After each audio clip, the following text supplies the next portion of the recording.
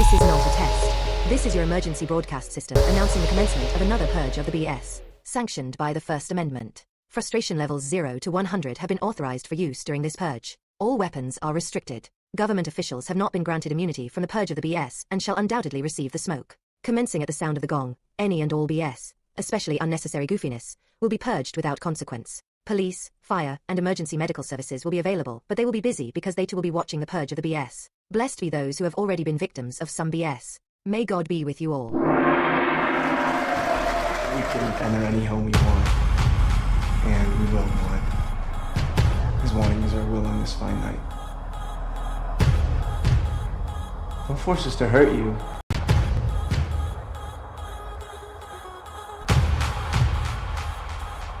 He's just a purge.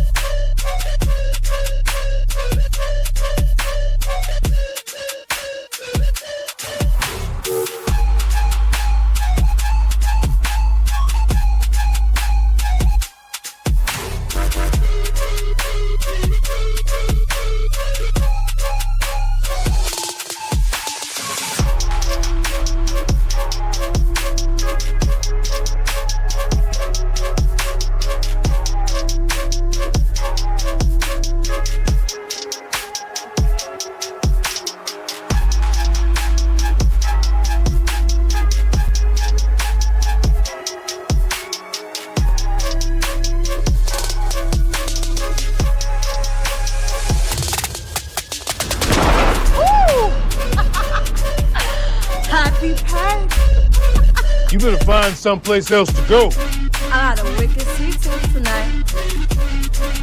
And I want my candy back.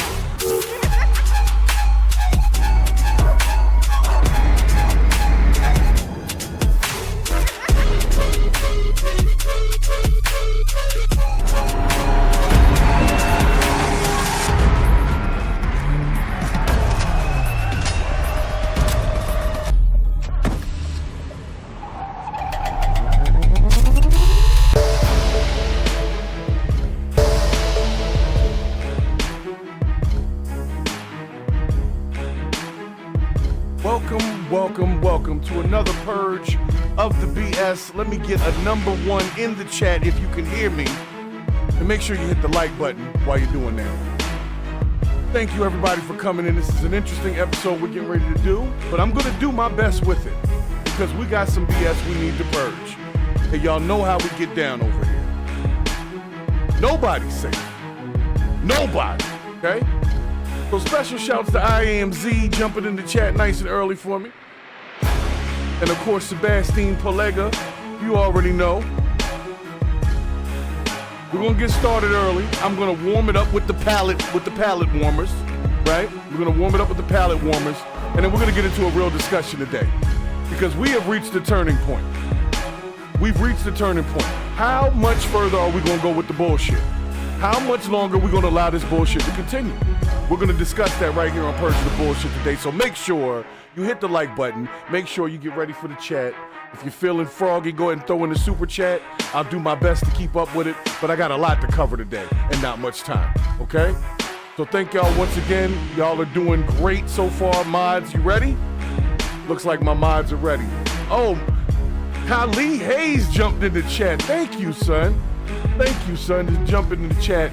Military over there jumping in to have a discussion with us. So God bless you, son. Thank you for jumping in. That touched my heart a little bit. Really did. Really did. So guys, let's get into this thing. Let's get into it. Because like I said, as usual, I got shit to do later. So while I have you, let's purge some BS, okay? So our first story of the day was sent to me through our Discord. Make sure that you get in the Discord if you're not in the Discord yet. Make sure that you get in the Discord. I'm trying to see if I can get the link to come up here. Could be a command. Nope, I spelled it wrong. Doesn't like that. Get rid of that one. Just bear with me a second, guys. RD. Try that. It's supposed to command it to do something. There we go. So the Discord link is now in the chat over here on the side. Stream Elements has now shared that with you. So make sure if you are a consistent watcher of the channel, you jump on the Discord. That's where we have kind of the offline conversations. YouTube is very sensitive. And before I jump all the way into the topics, just to let you know how sensitive they are, okay? I'm going to give you some numbers real quick.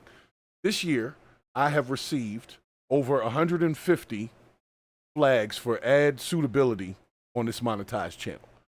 Now, I don't know how much actual content I'm putting out per day, but it's only been 1 year. And in that 1 year, I've had 150 different flags for different videos, whether it's shorts, whether it's the lives. And in that, I appeal, right? That's what you do. You appeal it when they give you the little flag. And out of those appeals, only 3 of them, okay? Only 3 of those appeals actually held after they reviewed it. That means out of 150 warnings or stoppages, only 147 of them, they were absolutely wrong. So that's 98% of my content is getting slowed down because of this weird thing that's going on. So I'm going to try to stay within the lines, but we get outside of the lines in the Discord. That's where we get to get some of these conversations without worrying about the algorithm bots and their sensitivity. Special shouts to Kali Hayes for the super chat. Man, you're touching my heart this morning. You're touching my heart. Don't you do that. I'm here to purge. Don't you get me emotional right now. But he writes, miss you, Pops. Sad day for the dads in the U.S. today. I'm very blessed to still have mine. And I'm very blessed to still have you too. Thank you. And thank you for your service. Okay? Don't nobody else tell him. Thank you for your service. That's a soldier right there, real soldier. And like I said, we're going to get into some stuff. But before we get all the way into the deep end, a story came to me out of Maryland recently regarding a conversation I thought was over with. So I'm going to let y'all see what the story is about, and then we're going to discuss it really quickly as we move into the next segment, okay? Right here. All right. See if it's going to give me an A.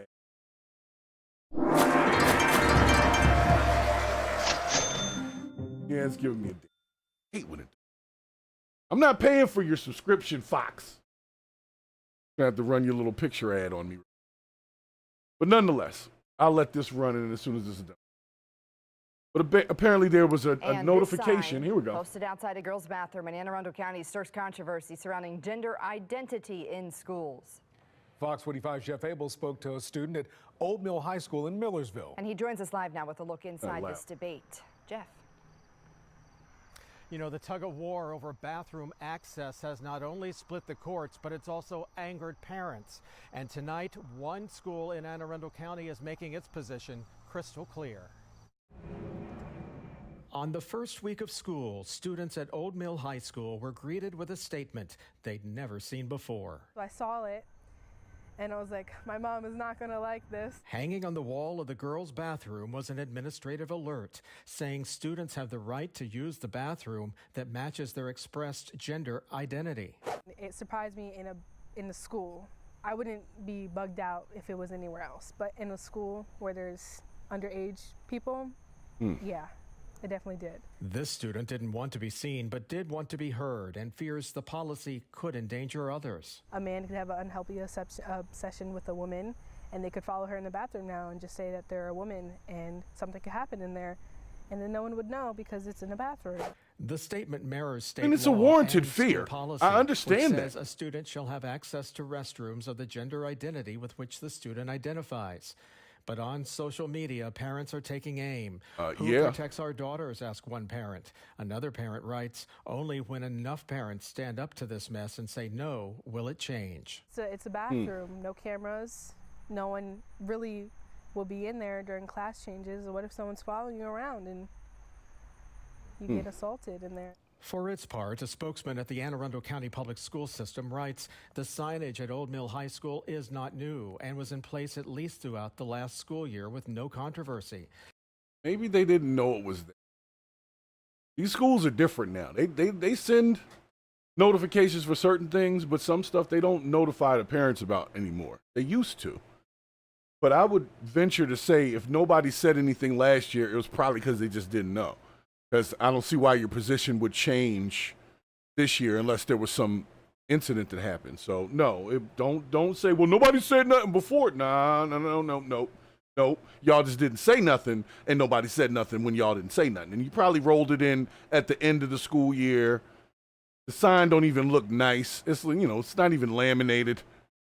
Anyway. As is the case across the school system, Old Mill High School has taken and continues to take steps to support all students. I don't know if that's but not supporting everyone everybody, is convinced. I think the bathroom should be girl, girl, and boy, boy. It shouldn't be mixed at all. All right, I'm going to pause that right there, and I'm going to have this conversation once and for all. I thought we were done with the bathroom conversation. I thought we were done with this conversation. Before I move on, shouts to Sebastian Palega for the super chat, who definitely put in the comment, says that he's a father himself. Personally, the stuff hits close to home. Because Charlie Kirk was the same age as he is. Charlie Kirk was 31. That's young in today's world. That's not even half your life, So he didn't even get through half of his life and had done all these things. But we're going to get into that because it's going to get very somber at that point, because the conversation that we have to have is not a surface conversation. We are here at this turning point right now, okay? But nonetheless, back to the bathroom conversation. I just thought that we were kind of done with the bathroom conversation. I thought that was already over with, and they did this thing in Congress, and there was some executive orders, and it was just like, to the point where it wasn't still being thrust upon people. Like, I think people made their point, and it's an understandable point, that there is a worry of safety of little girls, especially high school girls. Like, in the high school, most of those girls are, developing and all. And anyway, y'all already know. Y'all already know. So I thought this was over with, but apparently it's still going, and apparently it's not going anywhere. So what do you say? Do you say, let's just forget about it, go in whatever bathroom you feel like? Or do they continue this back and forth debate where schools are getting funding taken away and all this kind of stuff? I just think things were easier when we didn't have to have this conversation. Like, even if there was somebody in the bathroom, whatever their situation, alternative lifestyle, nobody was asking questions. Nobody was really having problems. Now people, they feel uncomfortable, and rightfully so. If a high school girl is feeling uncomfortable about who's in their bathroom, we should listen to that. I'm just saying. I'm just saying. I get we're trying to make it great for everybody, but it's like, why do you have to take away from one group in that regard their privacy, their almost illusion of safety, just because there's some male-born people who don't want to identify as male-born? The conversation to me is stale at this point. It's an easy debate, but if you feel a certain way, you just feel a certain way, because the whole thing in the whole debate is based on how people feel. So you can't change people's feelings. You can change information sets. Like, if somebody doesn't know something, you can give them information, and you can change the set of information that they're operating from. But if they just feel a certain type of way, what are you supposed to do about that? Nothing. But what we can't do is keep stoking the fires of anger over these things. We have to find some middle ground somewhere. And I don't think the middle ground is just saying everybody can go into everything they want to. Maybe they should just have their own bathroom. If that's the thing, just a bathroom for them.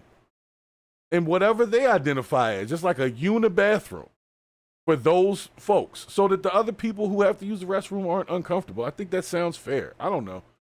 Maybe I'm just a wishful thinker that we could somehow not have to have this conversation every couple months about whether or not people want boys in girls' bathrooms. I would say the greater majority of people are not really comfortable with that. And I can see why. So if I can see why they're uncomfortable with that, I think it's a little unfair to force them to be uncomfortable at the high school level. Like, I don't know, man. I don't know. Y'all know how I get. Y'all know how I get. They keep them kids in, because here's the thing. Like I said, the kids that don't want this. They go home to their parents. The parents get upset, and it's like the parents can't do anything. Back in the day, the parents ran the school. The PTA was the leadership back in the day. Now you can't even like go to the school randomly to check on your kid. You got to set up an appointment. The doors are all locked. It's a whole situation. You know, it's like just trying to be at the school. It's not and that's because of school shooters and shit like that. They even messed it up. So you can't just come and go out of a school anymore. But even parents can't really just come and go. Like they have, valid reasons to be there. And because of a lot of these new regulations, you can't just walk in your kid's class and sit down in the back if you feel like it. You got to set up a whole appointment, and you probably put you somewhere else and make you watch it through Zoom. I don't know, but they disconnected the parents from the classroom years ago. And so they can roll out stuff like this and not even worry about the backlash. Like they don't care if these kids' parents don't like this. That's why they just said this is what we're doing. They didn't take a vote on it. They didn't do a whole PTA meeting or whatever. They just said, this is what we're doing. And it became a sign on the bathroom. So I'm going to leave that alone, but I'm just saying maybe we could just, like Sebastian put in the super chat, maybe they just need their own bathroom. And that would really kill the whole debate to me. If there's a bathroom for people that don't identify with their birth gender, that bathroom. You can be whatever you want to be in that bathroom. You can be a damn cat if you want to in that bathroom. But then the other bathroom are for people that don't follow that mantra and are not comfortable with you in their restroom space. It seems fair. That's all I'm saying. Let's just be fair here. I get that some people want to identify as something else, but let's be fair to the other people that are not living that lifestyle and are somewhat uncomfortable with it. I just think we need to be fair about it. That's all I'm saying. Anyway, transition back over. Okay. So y'all bear with me a second. Let me get to my next story, okay? I'm sorry. Gender confused bathroom. Like what would the bathroom sign have on it? Like the emoji with the eyeballs going crazy? I'm sorry. I just think it would be interesting if we did that. And then I wonder which one would have the longest line. Would you still jump out of the line and I'm gonna identify as this because this line is shorter, So I'm a transformer today because that line is shorter and I gotta use the bathroom right at the ball game. I don't want to miss the 6th inning. So it's an interesting thought. So let's see what we got next. All right. My transition back. Got my transition. All right, so our second story here, over here. What do we have here? Oh, we have some lady crashing out on the internet. Okay, well, let's see what this is about. Bear with me a second, folks.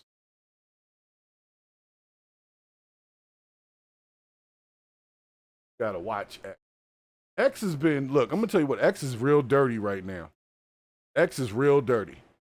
Between the Ukrainian woman getting stabbed on the train and this Charlie Kirk situation, X is just a dirty, dirty, dirty place.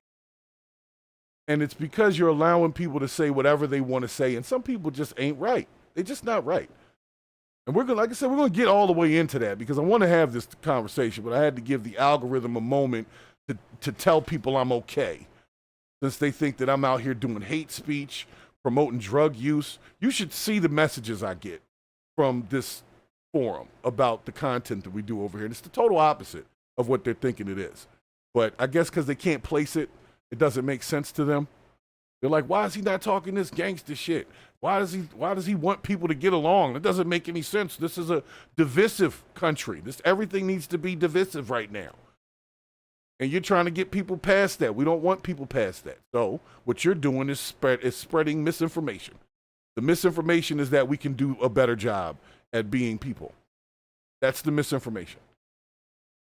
Fuck out of here. Anyway. So we got a single mom ready to crash out. I don't know. This is going to be an interesting one, but it's going to be a drift. But she seems to be upset and says she's ready to take her own life. from the stresses of being a single mother. Now, I don't know this woman's situation, but I would hope that she doesn't do that to herself. Because her kids need their mother, you know? Like, imagine the trauma that you leave your children when you do stuff like that. But I digress, but I'm just saying, whenever people think about that, I always, look, you a grown-up. You can make choices and do stupid stuff to yourself. But keep in mind you have children that you're leaving behind with that trauma that you would, you know, too cowardly to deal with. So you took your own situation. I don't know. Let's just see what she's talking about. Let's see what she's talking about, all right?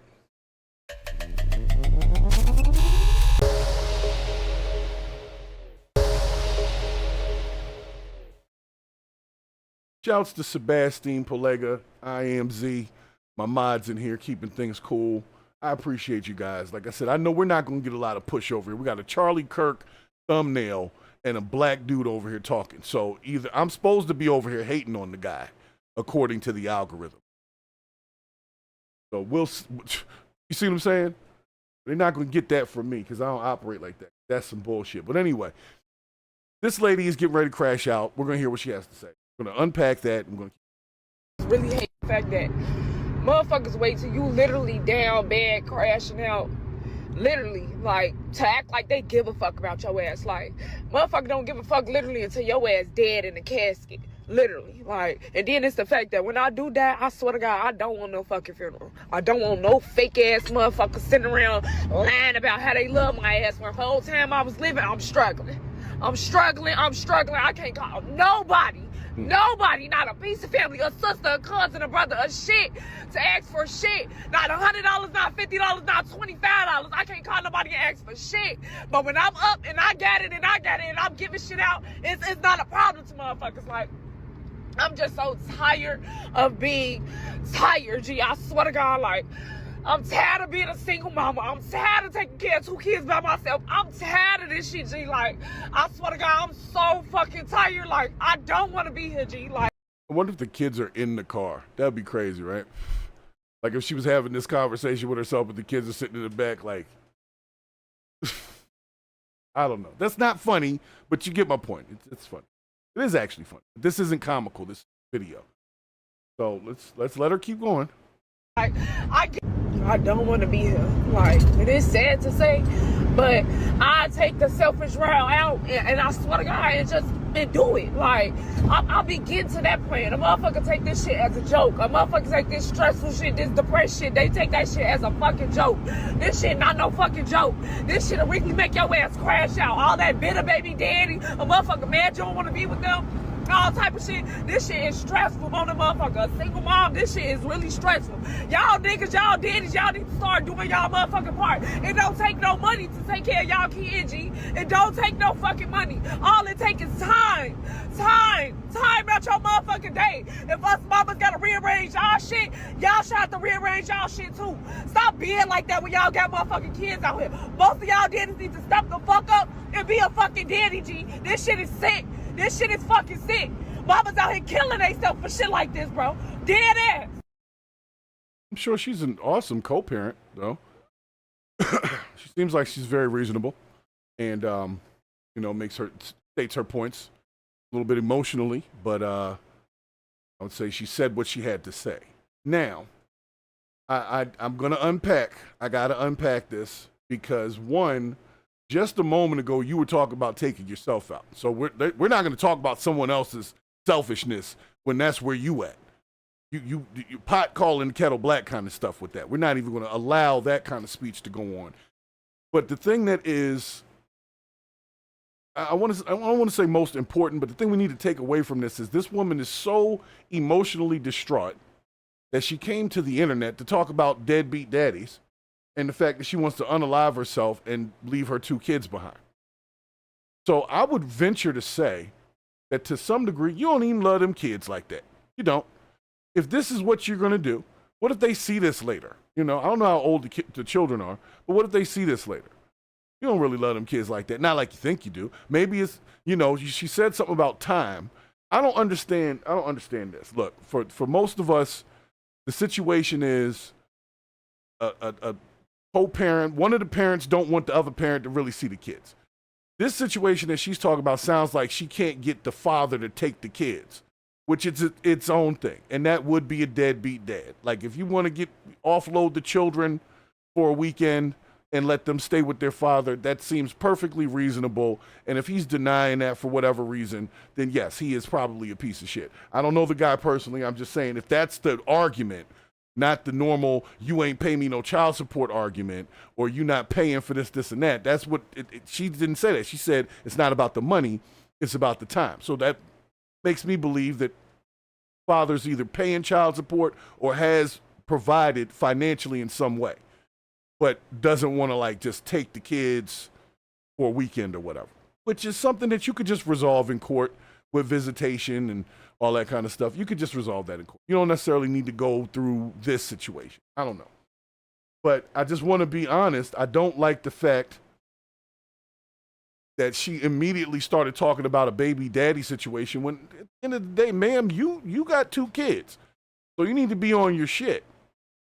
What if that guy was like unalived? What if he just wasn't here? What would you do then? It doesn't sound like he has much to leave behind. So what would you do then? So if you are a parent, sometimes it don't go well with the other parent. You got to do what you got to do. But you don't jump on here crying about being a parent. That's the part I don't like. We live in a society where being a parent is a choice. You got a choice whether or not to lay down with the person. You got a choice whether or not to let the baby make it out. So you got choices. I don't want to hear about the shit later because you realize it is very stressful trying to take care of children. But you signed up for that because you had a choice to not do that. You had a choice to keep your legs closed. You had a choice. So don't be out here unaliving yourself and leaving your kids behind with generational fucking trauma because you made bad choices. That's your shit. Not saying this woman's not going through it. That's not even the conversation. The point is, remember, I focus a lot on this parenting problem we have, right? This is somebody's parent. So you know she don't want the kids. So how do you think she treats them? How do you think you're going to treat somebody that you do not want around, that you would leave, you would unalive yourself to not have to deal with them no more? How do you think you're going to treat that person on a day-to-day basis? I'll let you chew on that for a second. But you know what I'm saying. So this is not the mother of the year. I guarantee she's not a great co-parent. She seems like she might be difficult to talk to. And now she's crashing out on the damn internet talking about she get ready to take her own life because she's tired of working, basically, is what it sounds like most of us.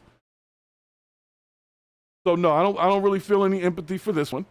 I see that she's sad, and I can say, okay, you know what? Life do be lifing, and we do get stressed out. But the response to this is unhealthy, and it's not helpful to these children that you claim you love. You didn't want them kids. You don't want them kids. So maybe if the dad is a decent dude, maybe he should take this video, go down to the court, and get his damn kids. That's what needs to happen. Because if not, yeah, he's on some dumb shit. Like, I wouldn't want my kids to be around somebody who's doing this. We don't know if she might take the kids' lives. Anyway, y'all hear what I'm saying. Y'all hear what I'm saying. I know sometimes I'll be a little abrasive. I'm trying to be nice. But no, she didn't want them kids, and I think the children are in danger being around her. That's my honest truth.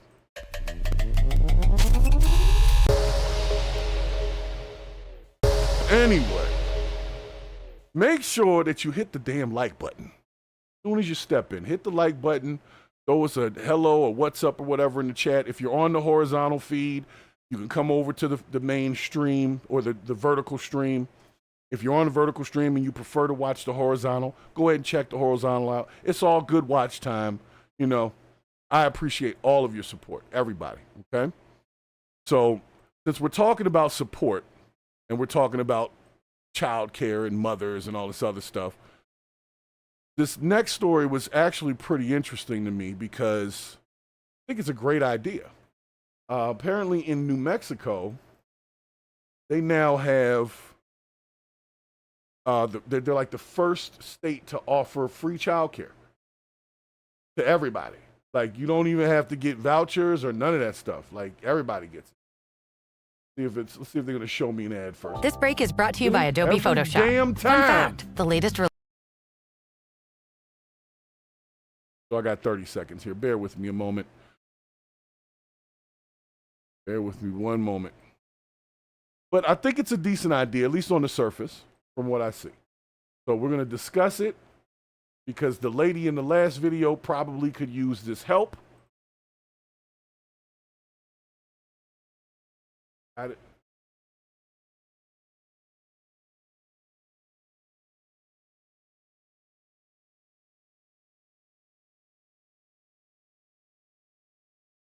All right, here we go.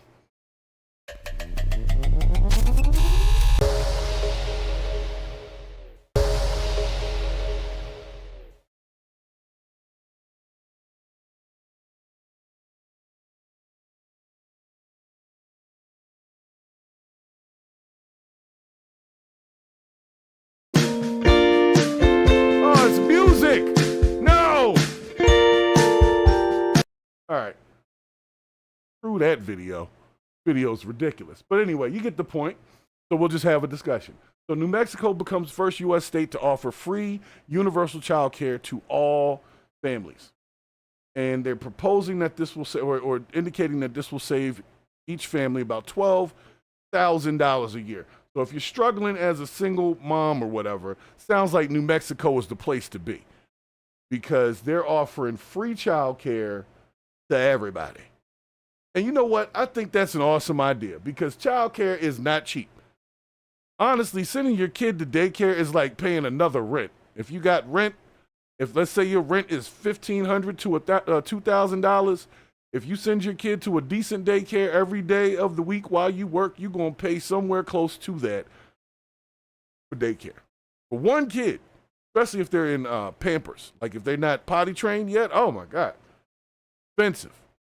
So a new release Monday said this groundbreaking new initiative will make child care available to all New Mexicans, regardless of income, by removing income eligibility requirements from the state's child care assistance program and continuing the waiver of family co-payments. So it sounds like you might get a copay. It's $20 a month or whatever. You put into the fund. The initiative fulfills a promise made by the governor and the New Mexico legislature when they created the Early Childhood Education and Care Department back in 2019. Initially, New Mexico expanded access to free child care to families below 400% of the federal poverty level. Oh, 4. That's not bad. 400%. What's the poverty level there? That's crazy. Anyway. Child care is essential to family stability, workforce participation, and New Mexico's future prosperity. And by investing in universal child care, we are giving families financial relief, supporting our economy, and ensuring that every child has the opportunity to grow and to thrive.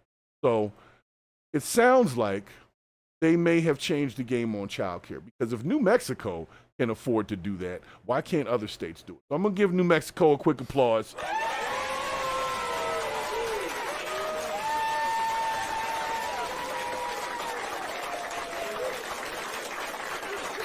I think this is a good idea. And I think if it's quality child care, it helps the child in some very important years. So parents aren't just leaving their kid in the house because they can't afford to send them somewhere else. They're actually maybe learning, maybe being tutored, you know, when they're in early school years. So this is a really good idea. I think we should support that. I think the U.S. has enough money between the states and the federal government that they could offer this. Because kids aren't in daycare forever. There's a limit to that. You get to a certain age, you just don't need to be there no more. So it's not something where we're just paying out forever. I think it's a good idea. I don't know. What do you guys think in the chat? You guys think that universal child care is a good idea or a bad idea? I'm going to see what y'all think. I know what I think. I've had to pay daycare. Didn't last long. I said, nah. It was more than their mother was making at the time. So she was working, but the daycare cost more than she was making. So it was like she was working just to pay for daycare. So it's like you might as well just be at home with the kids. It's kind of like one of them weird sort of things. So nonetheless,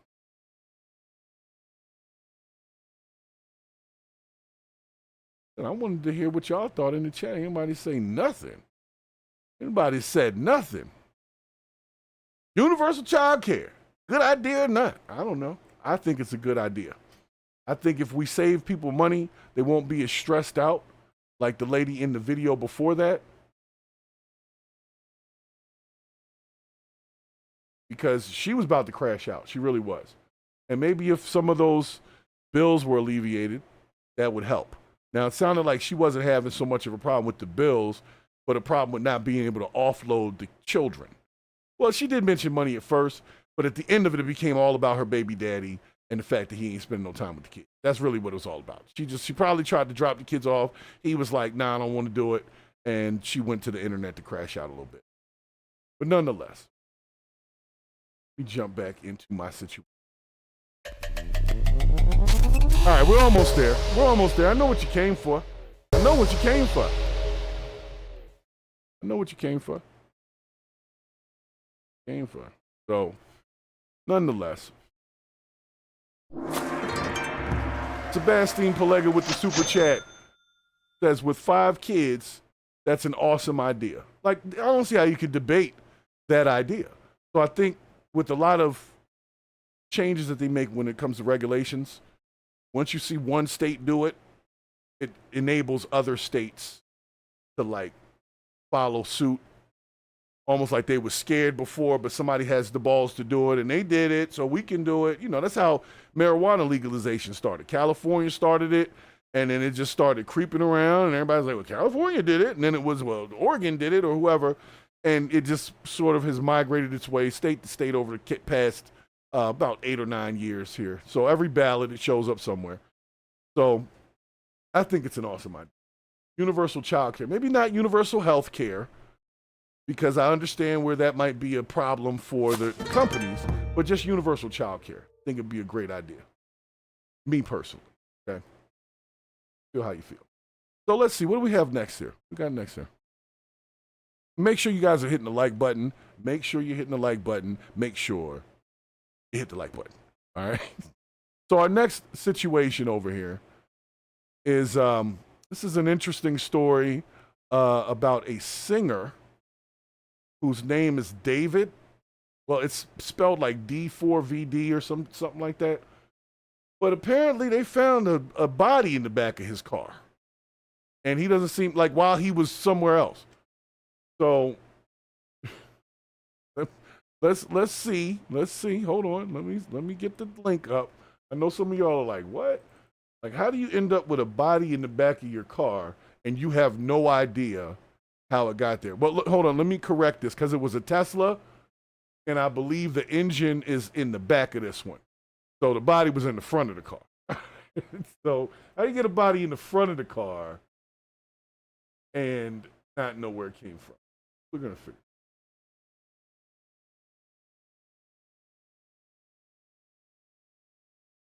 There is.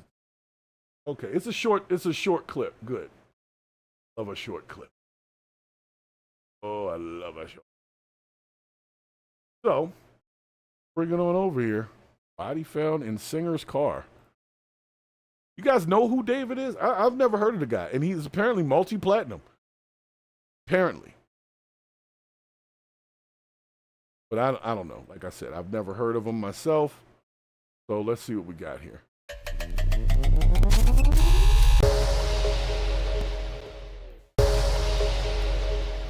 Begin with that breaking news. Details after a body was found inside a car at a Hollywood tow lot today.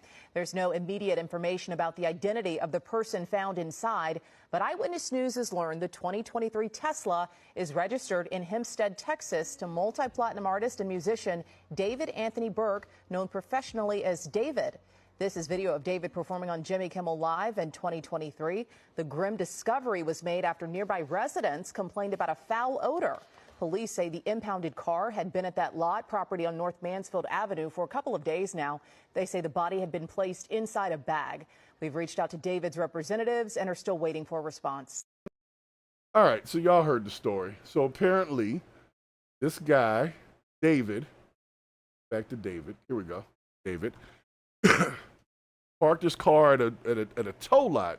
Now, they said tow lot, so that could have been it got impounded. I don't know. But the idea that you could have a human body in your car and not know why, like, it just have no idea how it got there. Like, imagine you get up in the morning to go get something out the trunk of your car, right? And you pop the trunk and there's a human body in it that you didn't put there. You would freak out. So the thought that you would have something like that going on and have absolutely no knowledge of who it might be or how they may have gotten there, and it is your car, even if you let someone else borrow the car, you know who you let borrow it. So you'd be like, hey, officer, I wasn't driving that joint, but I let my cousin hold it, and their name is such and such, you might want to go talk to them. But having no knowledge at all, I don't know. You guys know how I feel about that. And when you say something like that, and I'm looking at it with my own two eyeballs, and I understand that, you know, I smell bullshit. Get me? So, nonetheless, we're going to find out where this case goes, but that's crazy. And then you just park the car like, let's just park the car. I'm going to go do a show while the car sits here and people start complaining about the smell coming out the car. And you just go get on stage. So if he did have something to do with it, this dude is diabolical. He is straight up mentally diabolical. Because how can you do that? You put a body in the trunk, you go hop on a flight, you go do a show, and then somebody gives you a call, hey guy, remember that car you got over here at the lot? Yeah, there's a body in it. Oh man, that's crazy. When I'm done, when I get back, we'll talk about it. They don't have a warrant out for him or anything like that, at least not at this point. I'm sure they'll investigate a little bit and come back with something. But that's crazy to say he had no information of why there's body in his car. Special shouts to Gino Pantoja, it looks like. Pantoja, for the recent subscription. Thank you for joining the Purge Collective. Appreciate it. This, applause is for you. Okay? That's your applause there, Gino. Take that. Take it with you. Tell people about it. Tell them I got an applause on Purge of the BS. Tell them to come get theirs. So I don't know, guys. It seems pretty diabolical to me, and I'm a betting man. This guy knows something. You're not going to tell me you don't know nothing. Like, you may not have been the dude that did it, but you know something. You know something. You feel me, Al Bond? You feel me, Al? There's no way. There's no way. I've owned many cars. There's no way that a body would have ended up in any of them without me being the person who either put it there or told somebody to put it there. Like, it just ain't happening. It just ain't happening. What, you going to drive it around and you smell something? What is that? And you you don't go in the trunk? You don't go in the trunk? You smell it? Your whole car smells like death and you don't notice? Okay. All right. That is definitely some bullshit. I'm done with that guy.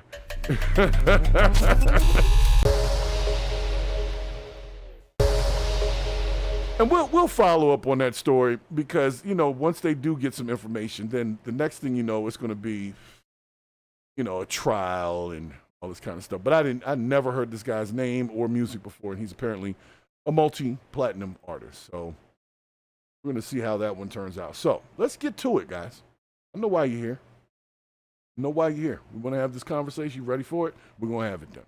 But before we have the conversation that y'all want to have about this Charlie Kirk thing, I wanted to highlight something very interesting that came through Instagram called the Drop the Flag Challenge. I don't know if you guys have heard about this, but I think it's good timing. Even though I don't believe the Charlie Kirk thing was gang-related, but it is violence. And I believe that violence begets violence. So there's this gentleman that came on to Instagram.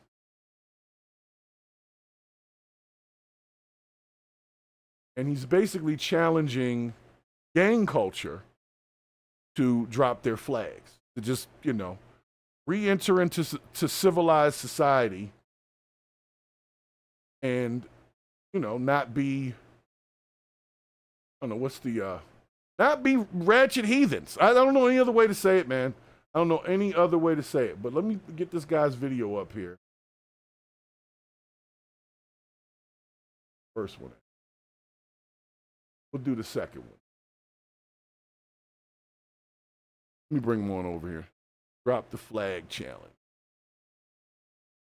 I mean, like I said, I'm a wishful thinker. If we stop killing each other all the time, like, you can't tell me that the world wouldn't be a better place. Like, if we just weren't doing that, like, if just humor me. But if we weren't doing that, I don't know, man. But I think this is a really good idea. We'll see if it works. And even if it just takes a few people off the streets and a few people stop doing that bullshit, then it had served a purpose. Okay? So we're going to bring this guy on over. This is roll call 45th.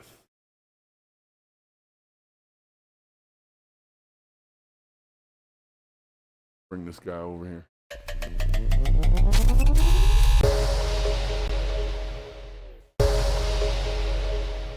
So I'm bringing this up because I think it's a great idea. I don't care what none of y'all say, but basically he's got the drop my flag challenge for all the gang members to just stop. Let me bring in his audio here. As opposed to if this was LA and somebody had a movement like this, or if this was Atlanta, then I said, nah, all right, let me think about this one. I said, let me ask God, should I approach it like that? God said, nah, you don't approach it like that. So how should I do it? You just ask. I said, oh, didn't think of that one. Yeah, hope, because if you want support, this ain't about you. This ain't about you and your ego. You ask.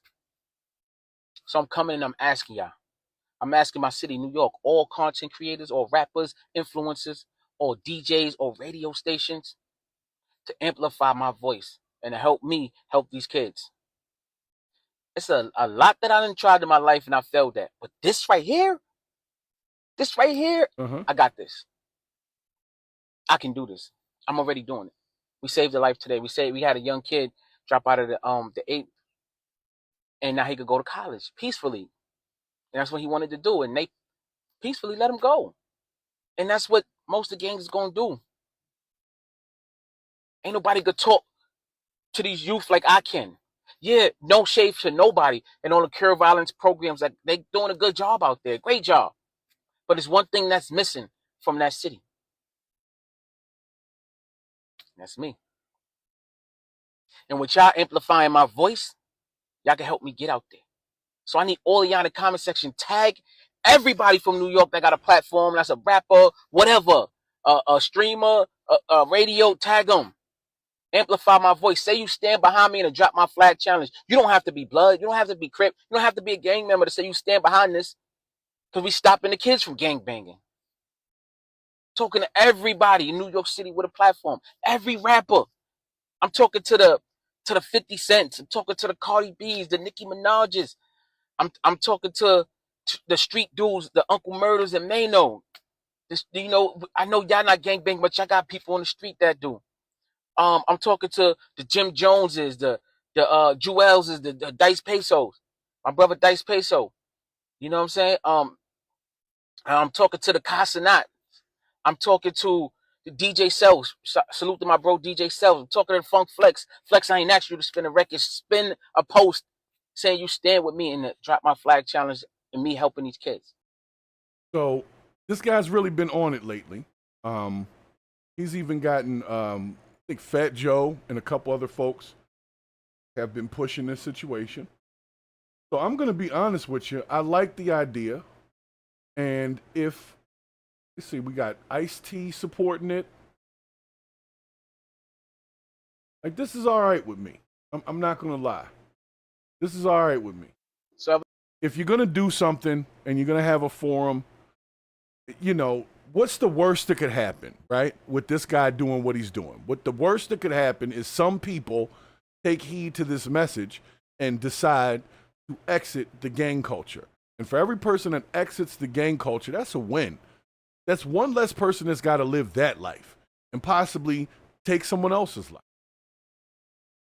One less person. That's all it takes, man. Each one teach one, just like Al put in the chat. We have to turn away from those things that divide us.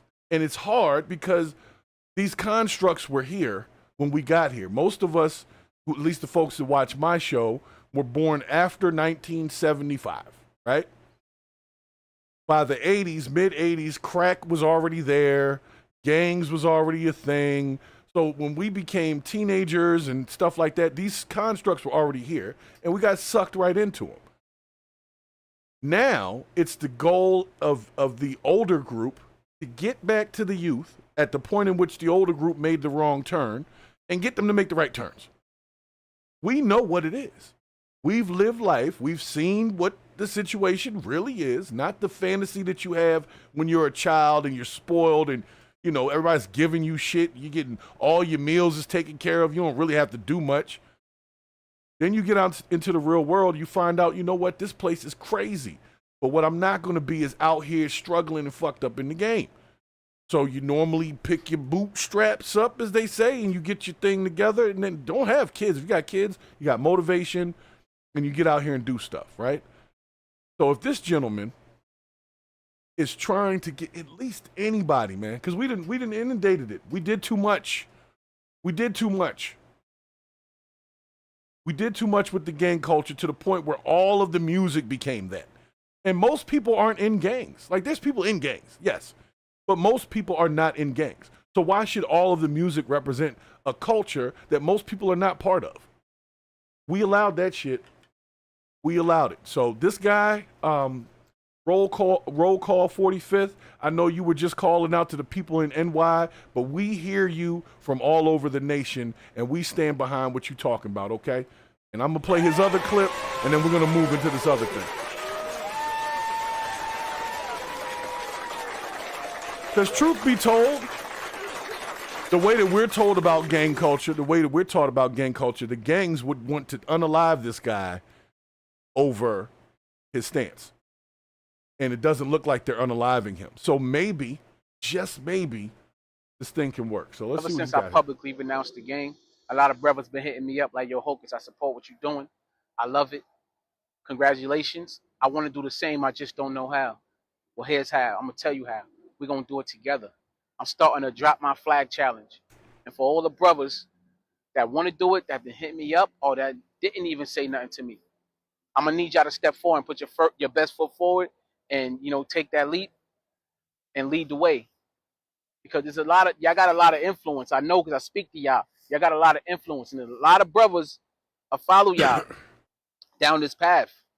If y'all just lead them down it. They just don't want to be judged. And it's okay. It's okay to not want to be judged, to be something for so long and not want to let it go. It's okay.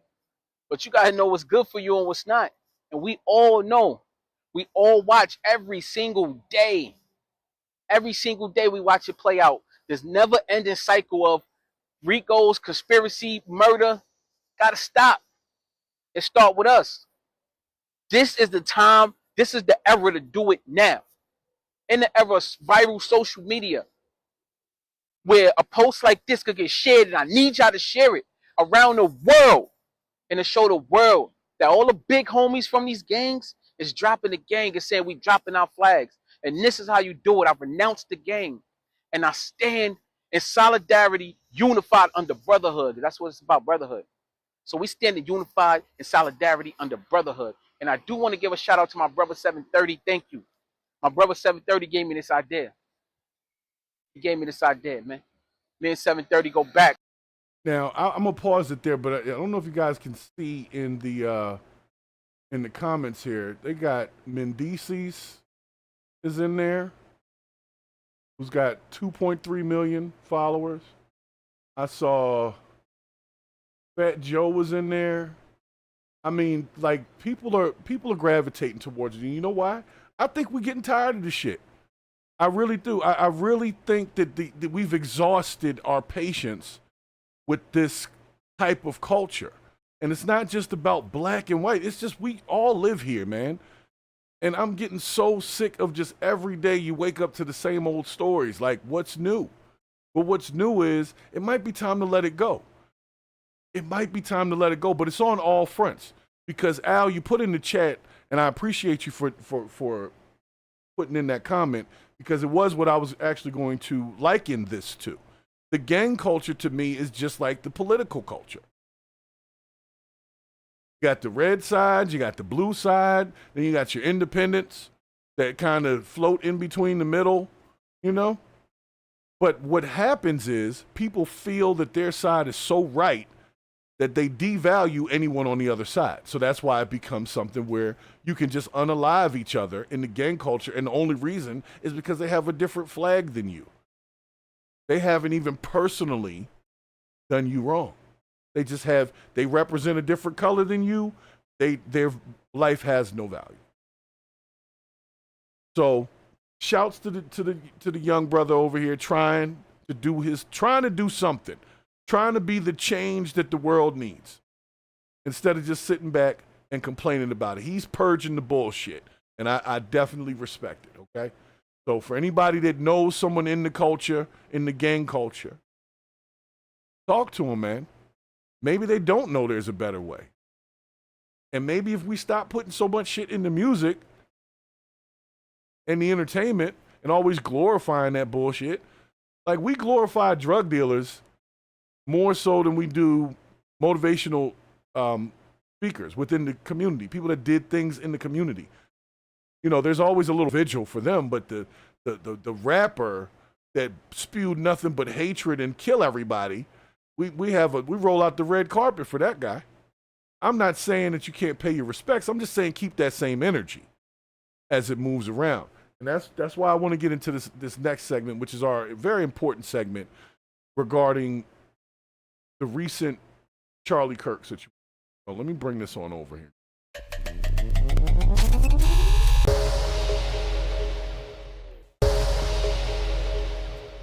Now, before anybody asks, I'm not playing that damn video.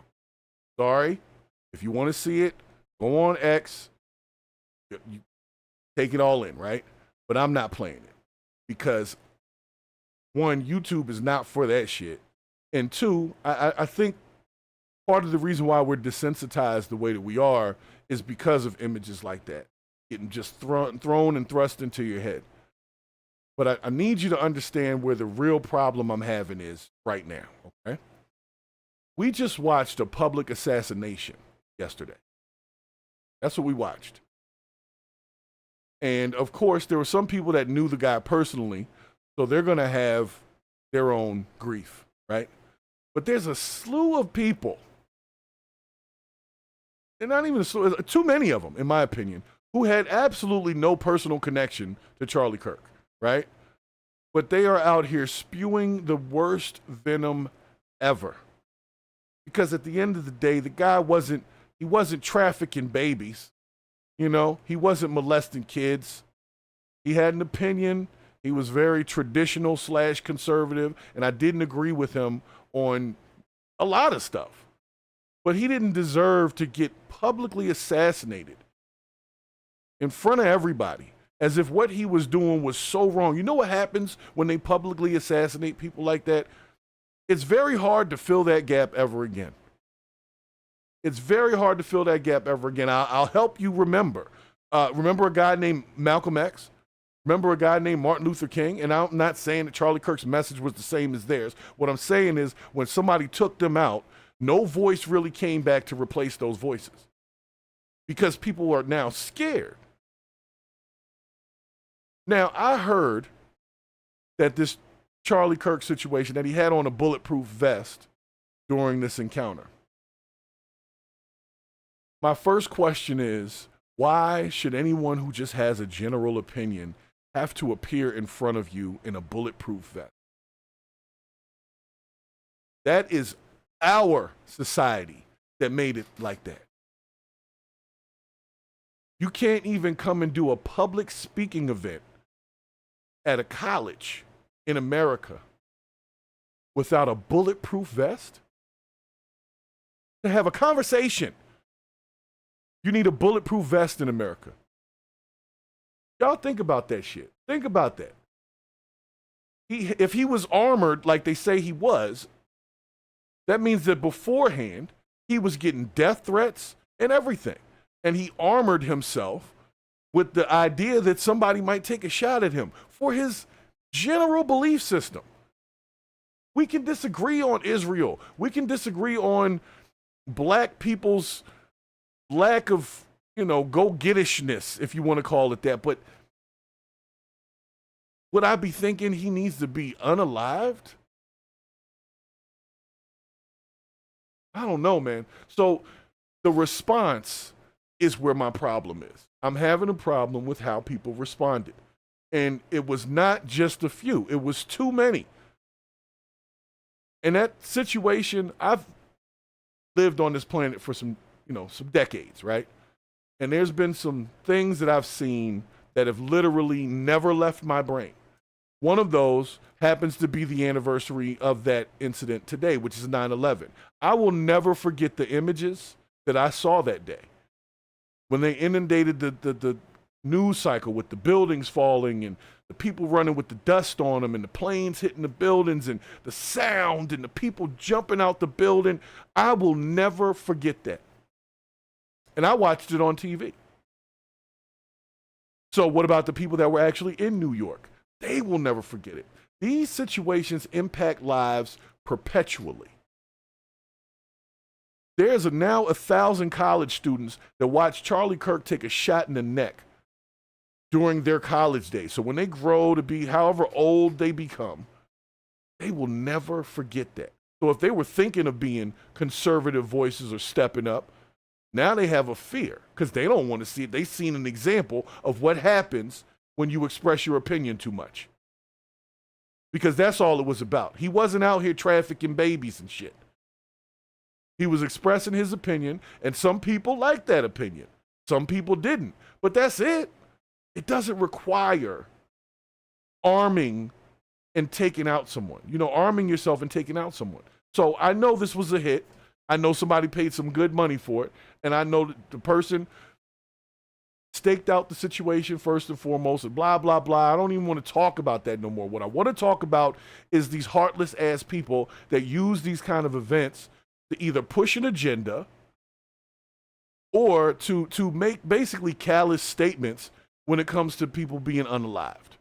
As if, hey, they deserved it. Look, I'm not the one to judge whether they deserved it, but who didn't deserve it was the rest of us that now have to think about that. You want to be a voice? You want to stand up? You want to have an opinion that differs from a group of people? Because I can't even say the norm, but just it differs from a group of people. America is now addicted to hate. We're addicted to it. Every moment that we have an opportunity to see some hatred or spew some, it's like we can't go back yet. So now we have to live with this Charlie Kirk thing. We have to live with it. And we have to see what people are going to do. Now, for people that don't know, the president, Donald Trump, jumped on Truth Social and a couple of other things because that was his boy. That was his guy. He got the youth conservative vote. That was Charlie Kirk that did that. Then there was like the middle-aged guys, the weirdos that are kind of nerdy. Elon got that group. Everybody played a part in there. But Charlie Kirk played a very big part. And he didn't become part of anything. He didn't become part of Doge or part of the cabinet at all. He just did his thing and continued to move on and do these debates. But this shit is dangerous, man. I see a lot of these content creators now, they're talking about they don't want to do debates no more because this is what happens. And that's why I think it's very important that we keep in mind we can't be afraid to speak out. If you see something, say something. Isn't that what they say? If you see something, say something. Because with Charlie Kirk, love him or hate him, it's not that we just lost another human being to political violence. It's just how people responded to it. So I'm going to let Trump say his piece. Then we're going to go into some other stuff, okay? But I'm going to tell you right now, if you're one of those folks that's out there rejoicing in someone's passing like that, it was brutal, and you're rejoicing, there's something wrong with you. Whether you like the guy or not, there's something wrong with you. And you're going to have to take accountability for that. There's something wrong with you. If you're over there celebrating this dude that never really did nothing to you, personally, like he had his opinion and he voiced it. What did he do to you? Did he stop your paycheck? Did he do that? No, he didn't do none of that. Misdirected anger. You need to be mad at your local politicians, not fucking Charlie Kirk. Anyway, let Trump say his piece. So frustrated with y'all with this. I really am. Because it's like nobody's going to hear it. Nobody's going to hear it. Because we've already adopted a culture of violence. We're a violent country. The place was taken through violence. Slavery was violent. It's all been violent. The prohibition was violent. The world wars were violent. We dropped nukes on people. We're a violent group, man. When we want somebody to do or say what we want them to do, we are a violent group over here in the U.S. And I'm not saying everybody, but we got enough people here that it's a damn problem. And then when something like that happens, it does what I call, it sets off a narc bomb. And it exposes people for their bullshit. Because that's bullshit.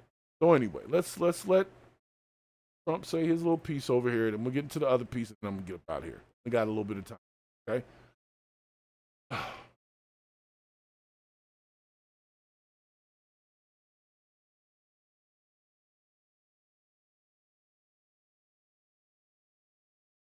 Go over to the Trump. Word up.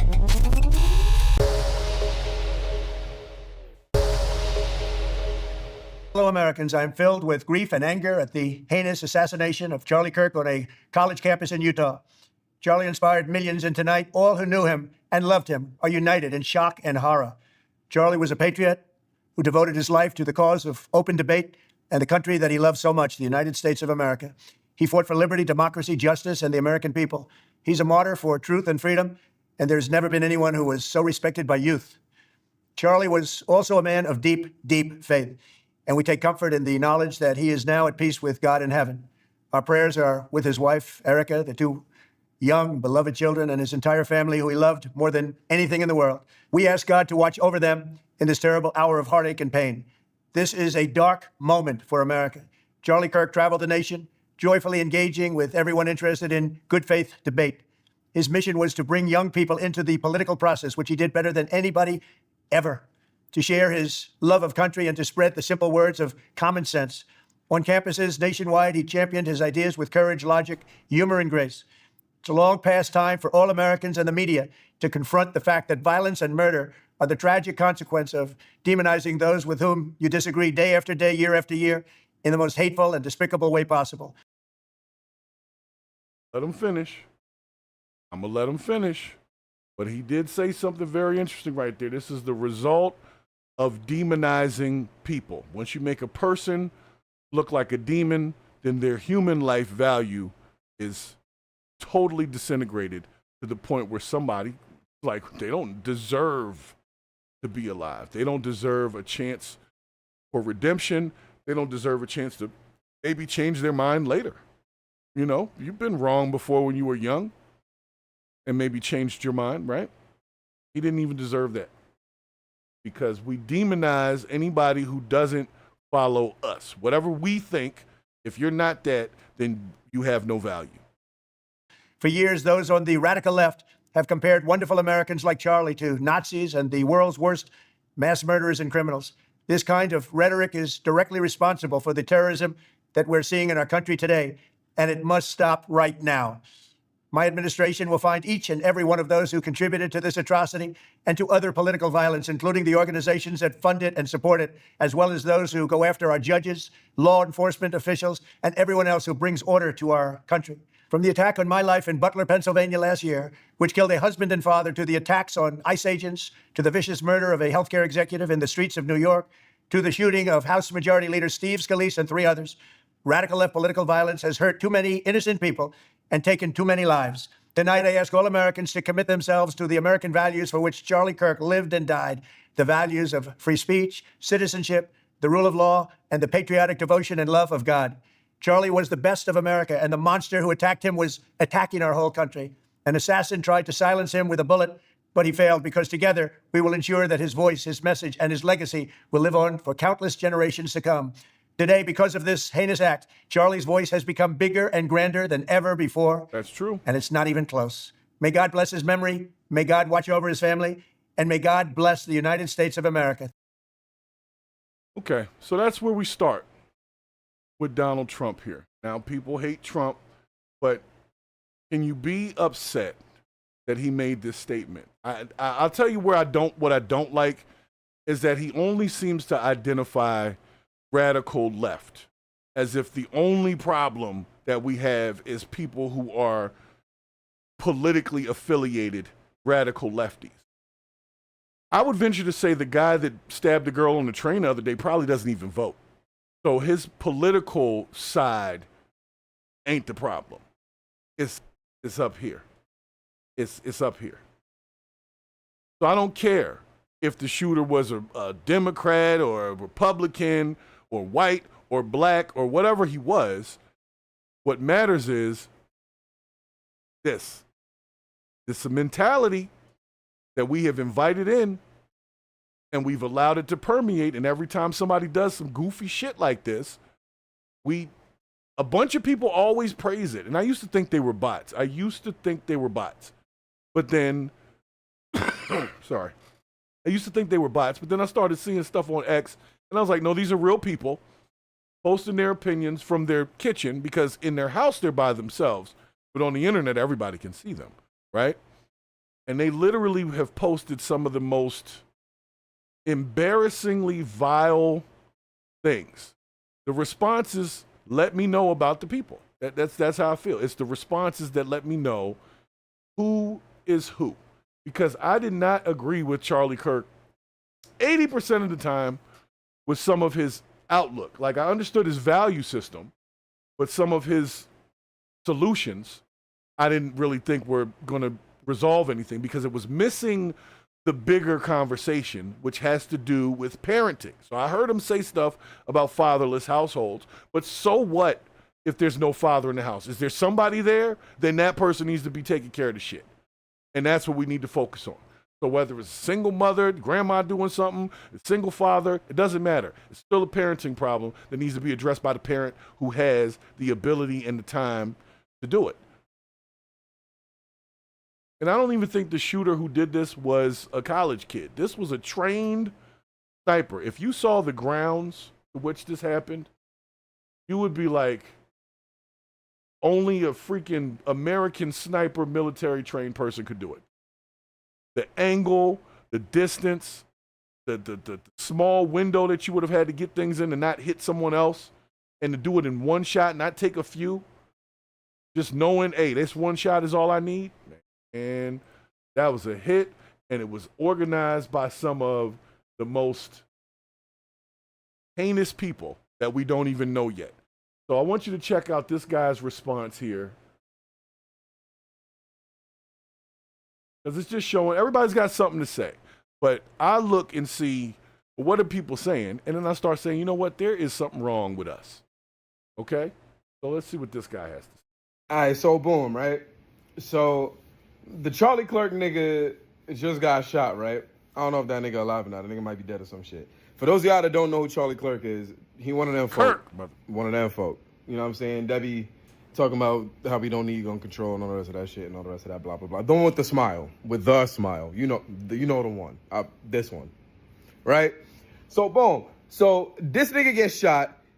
But this is the craziest part to me, right? So, everybody panicking because, oh my God, it's a shooter! Everybody panicking and shit, right? This nigga decides to take his phone out and this nigga. It's your boy Elder TikTok. There was just a gunfire in Utah. Everybody panicking because there's an active shooter nearby. And the first, yo, subscribe to my. Actually, subscribe to Elder TikTok on Instagram. What is the world right now?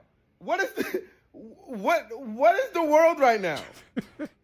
A nigga just got shot in his neck. Yo, subscribe to my. Yo, I don't. I can't, son. He makes a good point. Where's the focus, right? So that's one response. Like I said, I'm not mad at this guy's video. He didn't really even know who Charlie Kirk was. He just said it's diabolical that right after somebody gets shot over your shoulder, you immediately go to social media, talk about subscribe to my channel, as if you're going to, is this the content you're going to be putting out? Is people getting shot? No. So why would anybody subscribe to that channel? That's crazy to me. But this guy makes an awesome point about where our focus lies. If there's an active shooter, you need to get down and get the hell out of there. How are you so comfortable that there's not going to be more shots that you decide to go live and, hey, everybody subscribe to my channel? That's absolutely diabolical. Like I said, this whole thing is exposing the problem. We got a fucking problem. I don't even know how to address it, but at least I can say I see that there's a problem. That's a start. If you don't at least identify it as a problem, there's no way you're going to fix it. So the first thing we got to say is this is some bullshit, okay? The way that we're responding to that's a traumatic event. You just watched a person get unalived right in front of you, and the first thing you're thinking of is getting more subscribers to your damn YouTube or TikTok channel. Diabolical. Diabolical. It just is what it is, man. And you're not going to tell me any different. I don't want to hear, he was getting good content. I don't want to hear none of that shit. I'm tired of the goofiness. Tired of it. And everybody's trying to go viral off of goofiness. Let's see what this next one is. Because they sent me a bunch of them. I couldn't even get through all of them. There was so much content with people just doing dumb shit, right? Like, okay, hold on. Check this one out, right? So on TMZ, when they got the news that the man was gone, now there are some conflicting stories here, but apparently some people started cheering at TMZ. I'll let you listen to it. They came back and tried to say it was something different. I don't know. I don't know. So I'm going to let y'all listen to it. Check this out. If he's still on the loose because they want to find him. So I would think that that's one of the main reasons they're holding this news conference. So my guess is we're going to see an image of this guy possibly in the next 20 minutes. The news conference is scheduled for 3 o'clock in Utah time, which is 2 o'clock Pacific, 5 o'clock Eastern. Janet, go. So they just getting the news. You hear them cheering in the background? Have somebody look at the Fox. Trump just posted that Charlie Kirk is dead. All right, so is this ready to pull the trigger? We can get Trump cut in a second. What did Trump say? Yeah, who sent it? So what did Trump say? Yeah, Trump just said he's dead. Yeah, he just said it. Okay.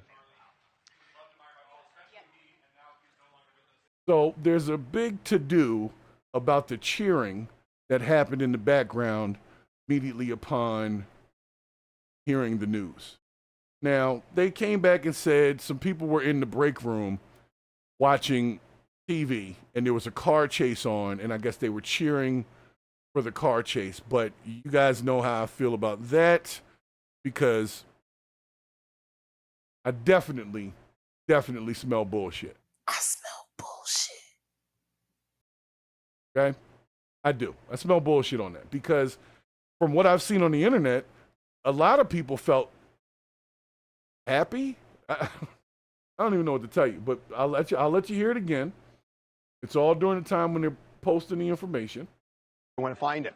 So I would think that that's one of the main reasons they're holding this news conference.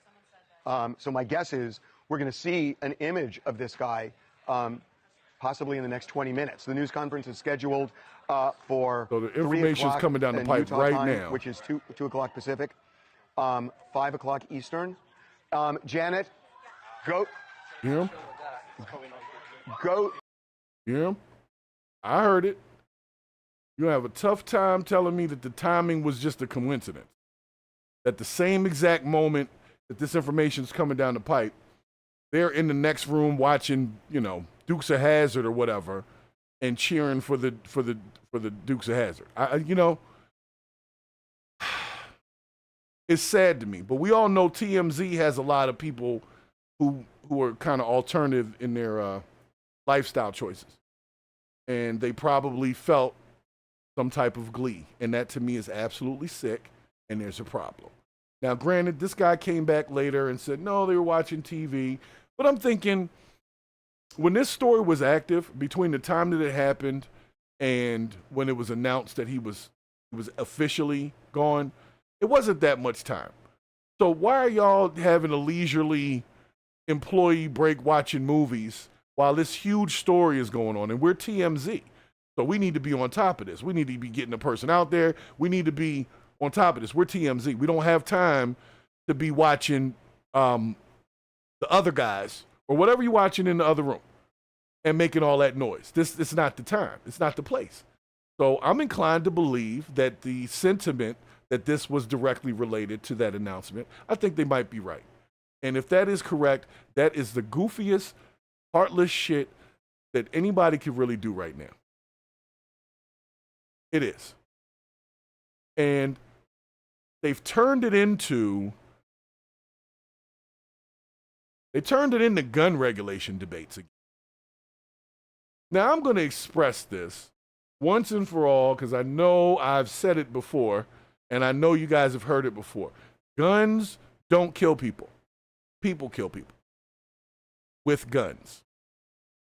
There's a big difference there. Now, of course, we should have regulations on who can purchase these. Age regulations, if they're a known felon, maybe not. Maybe you shouldn't give them that if they got a violent past. Like, some of these regulations seem pretty common sense to me. But I would venture to say that at least the last 3 or 4 instances, those same regulations wouldn't have stopped the act from happening. Because most of these people don't have criminal records. They're mostly off the grid. So even if you put these things in place, it really wouldn't stop anything. The only thing that's going to stop it is mentality. Is making sure that we all have a value. Like trans people have a value. Straight people have a value. Gay people have a value. Black people have a value. White people, they all have a value. And the value should be the same. It should be. Should be, right? So let's see what's the oh, that's the T. Hold on, what's the third? There's another one? Okay. What the other one is? Breitbart News. See what we got here. So like I said, I don't know specifically what the clips are. I just know that they're all, the House Democrats. Okay, this is another one. This is why it makes it easy for the right to talk shit about the left. Situations like this. I'll rewind the tape to the young man, I forgot what his name was, DJ something, who was like made an honorary deputy or something of the CIA or whatever. And he was like a cancer survivor, and they wouldn't even stand up and clap for the cancer baby. So this is the reason why people talk trash about that group. This is exactly what it is. So in this one, apparently they called for a moment of silence for Charlie Kirk, and it started an argument in the House. In the House. You guys are supposed to represent America, not your own who you like and who you don't like. And if a person just got unalived on a college campus in your country, a moment of silence wouldn't be a lot to ask for. So you wonder why this rhetoric keeps heading in that direction. It's because of shit like this. It's because of shit like this. So I'm going to give a special shout to the people who did not do that. The Barack Obamas. Barack Obama was one of the first people that said something about the Charlie Kirk thing. And he wasn't on no dumb shit. He was, my condolences, it's a sad day in America. You know, the good talking points. The ones that are made to unify people. We don't need this kind of violence going on in our country. Not some, he got what he wanted. You know, he got what he deserved kind of shit. We don't have to say that. We don't know if he deserved it or not. But what we do know is it happened because somebody disagreed with him. Not that he was oppressing them or enslaving them or assaulting them or, you know what I'm saying? All the things that your stand your ground would work for. He's not doing that. So if you go into the House Democrats and you ask for a moment of silence, out of respect, it's okay.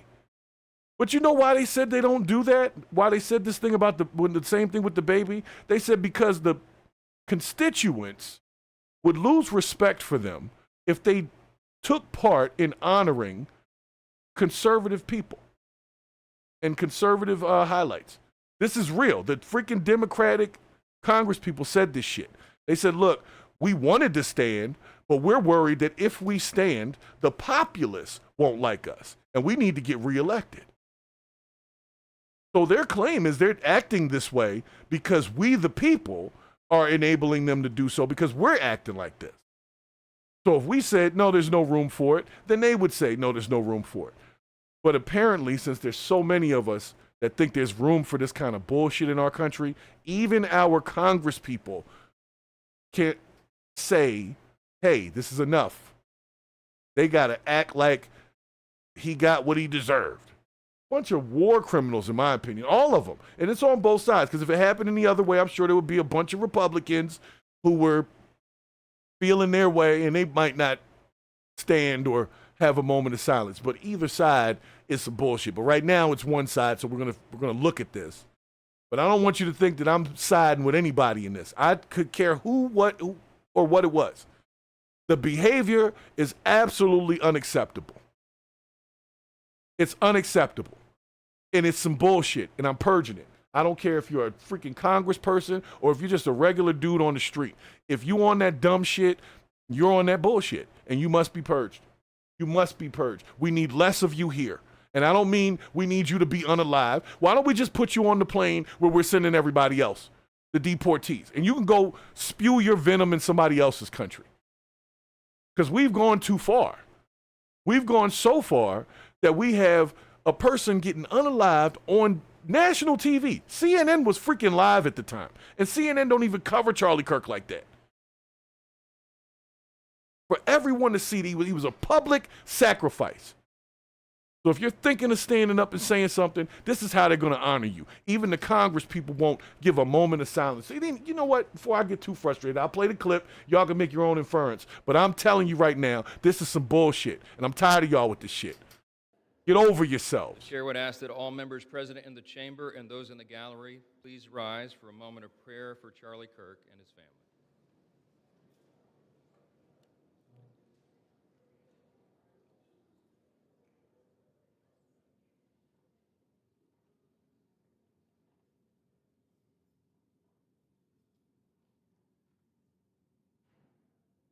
It starts out good.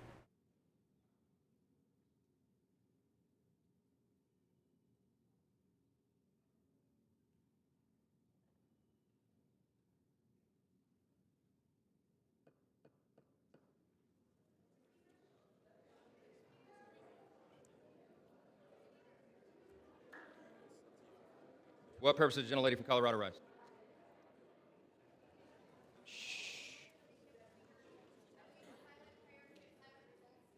Can't hear what she's saying.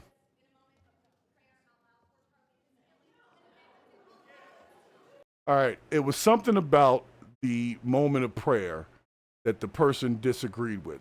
Basically to say, we're doing a moment of prayer for this Charlie Kirk situation, but not doing a moment of prayer for something else. I couldn't hear specifically what was said, but she was basically giving the argument of keep that same energy. It sounded like. Or she could have been saying, these people back here was talking while your moment of silence was going on. I'm not sure, but it sounded more like she was just saying, we need to keep this energy for some other people who are going through whatever they're going through. So Let's, wait a minute. The House will be in order. The House will be in order. Shh. The House will be in order. Shh.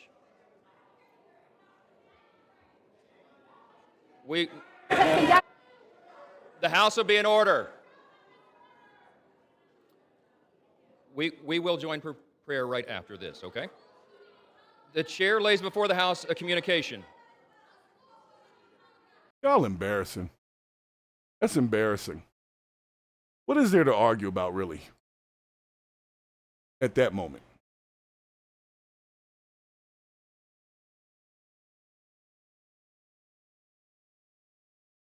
I mean, I really just,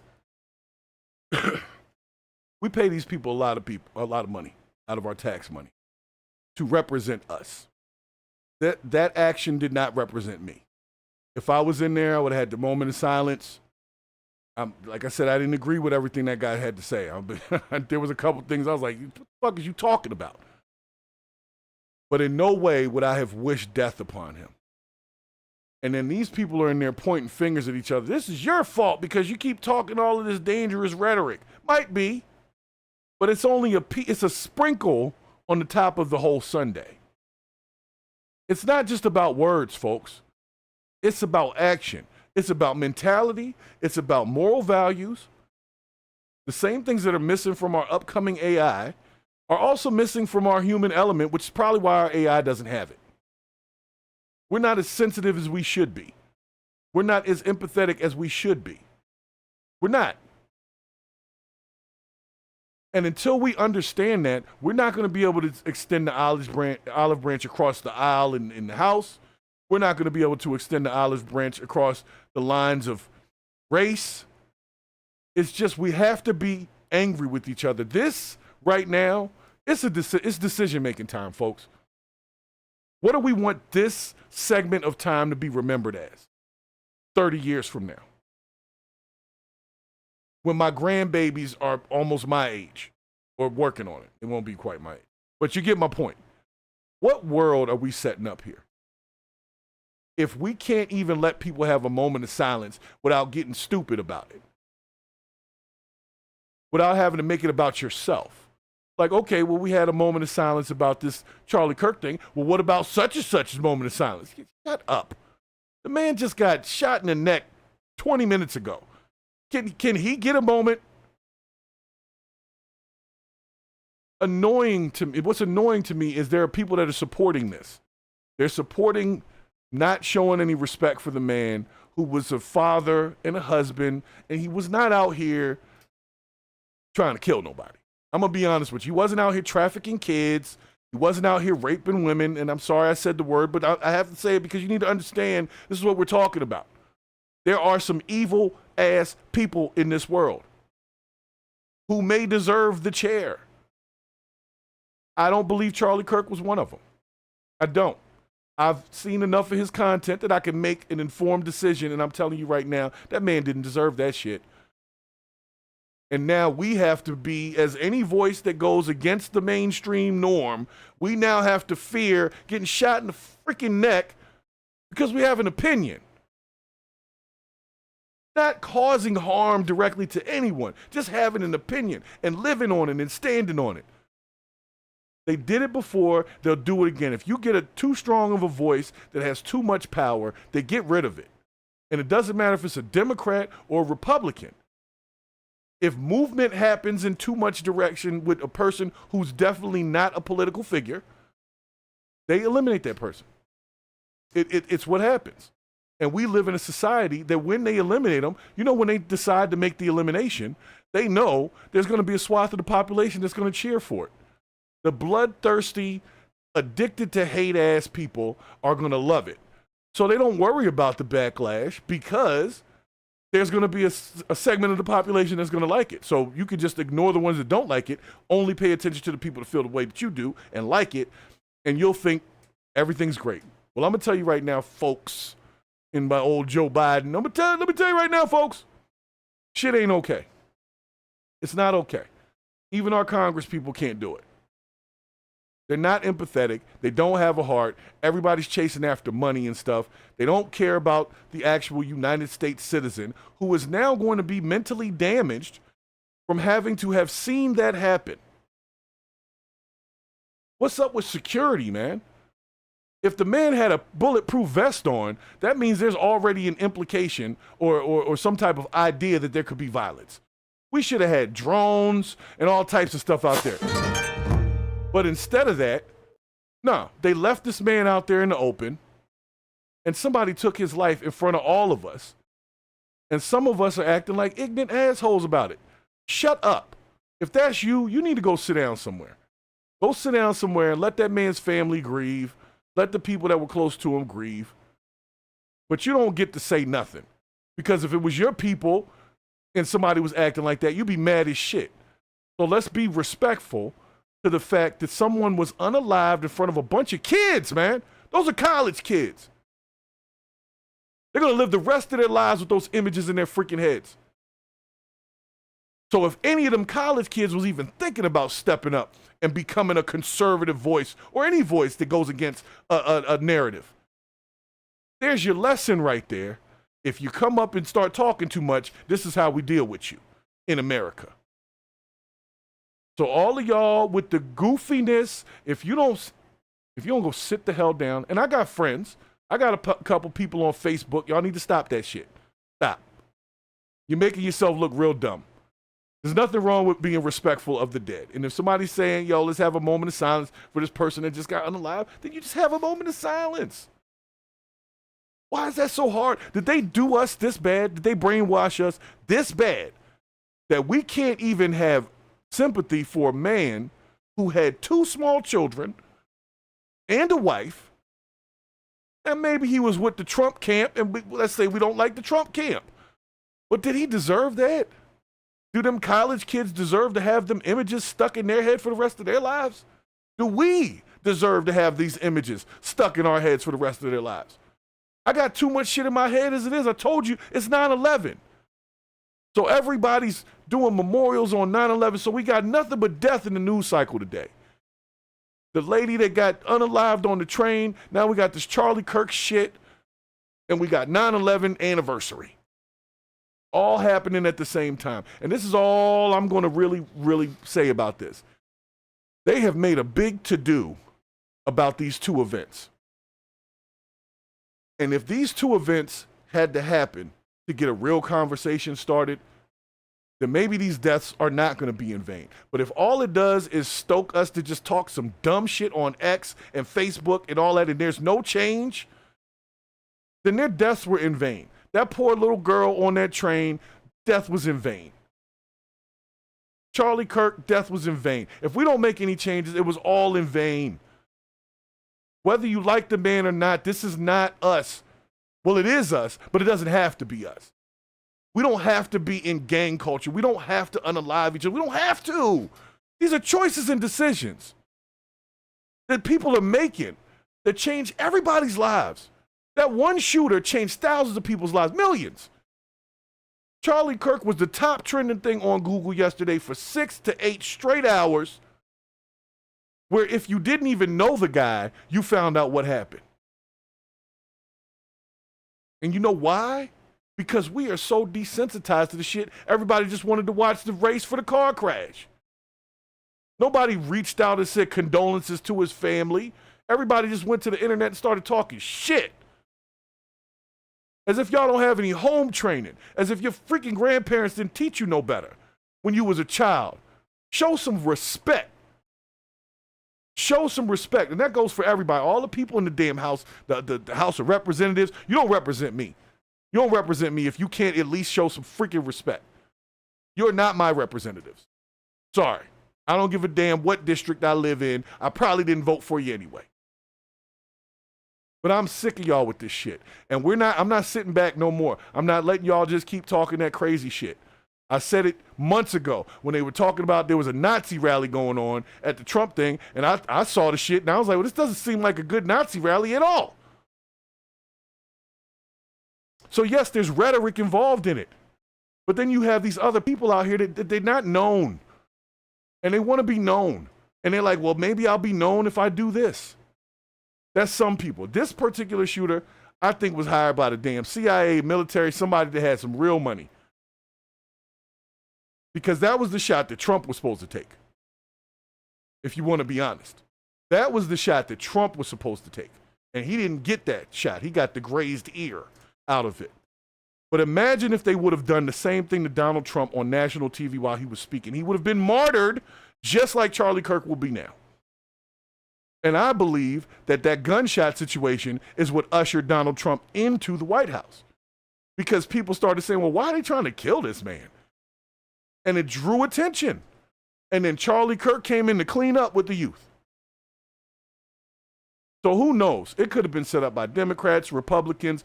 I don't know. But I'll tell you what I don't also. I don't care at this point. I care that there's something wrong with us. I'm worried that voices will be scared to step up. That's why I don't like doing street content, because people don't know how to act. They don't. And then when something happens, they can't even step back for a second and say, yo, you know what? That's messed up. Them kids their father got popped off on the internet. It'll never go away. And we can't even have empathy for his children? The fuck is wrong with y'all? You're the problem. I know what the problem is. The problem is it starts with parenting, because you don't give your kids no home training, no respect. Give them everything they want, and they go out into the world and do some dumb shit. Now, like I said, this particular instance, I believe, was a mercenary. You know, we're talking hitman, Agent 47 type of shit. This one. But those other situations were just angry regulars. Regular angry people. I'm not trying to see no manifesto no more. I don't care. I'm done with this shit. I'm over it. I'm tired of watching it. I'm tired of hearing about everybody killing everybody all the time. I'm tired of it. I'm tired of gang culture in music. I'm tired of hearing how many switches you got. I'm tired of it. The shit sucks. The shitty movie, and I want it over with. I want the credits to roll. It's time for the double feature. Because I'm over it, y'all. I watched this man spurt the freak out on the internet. They didn't even have a graphic warning on the shit when I saw it. It just came down my X time. I said, God damn. I thought it was AI. I ain't gonna lie. I thought it was AI, CGI, something like that off the top. And I said, see, this is what AI be doing, man. They'll have you thinking something crazy happened. But it turned out it was actually real. But the point of it is, they could make things like that happen through AI too. And before you know it, we'll find out again how people feel. But in this case, I see how you feel. I see how you did. If you ain't got nothing nice to say, why are you saying anything? Let that man's family grieve. Show some respect, because if it was your people's, you would want everybody to chill the hell out for a second. Like, this just happened yesterday. His wife is still processing this. And y'all idiots, they got a diss song on there from some dude. It's got 50-something million streams right now. Now, it's probably just out of curiosity.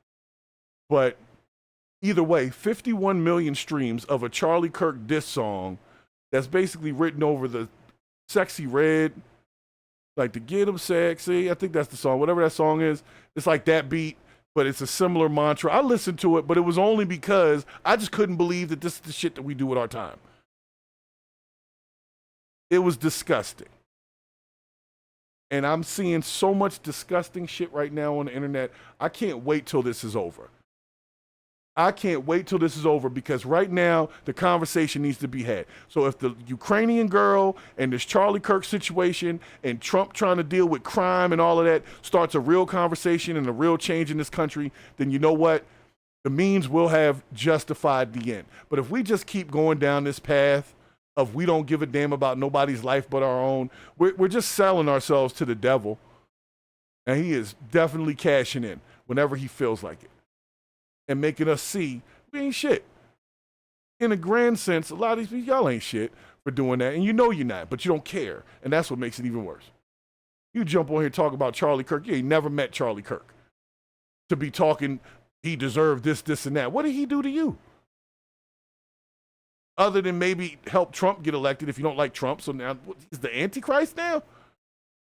He deserved to be vanquished like he was on a Charmed episode?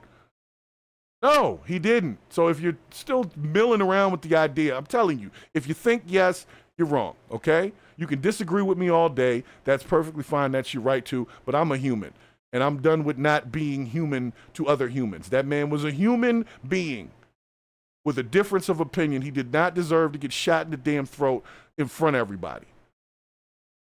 Just like JFK didn't need to get shot in the head in front of everybody. And Martin Luther King didn't need to get shot in the throat in front of everybody. And Malcolm X didn't need to get shot. You hear the pattern, right? You speak up against some shit, you get shot around here. That's how the U.S. does it. That's how the U.S. So I'm sorry, man.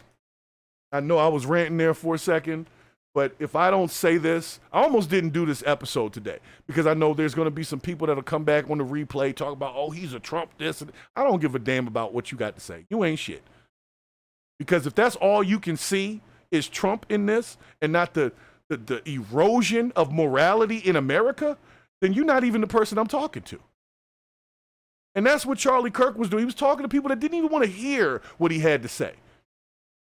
Thousands of people showed up. Why would you show up to a place with a person you don't want to hear talk? You know why? Because you do want to hear them talk. And you want to hear their opinion. And you want to see if they got information. Because you have to be fully informed.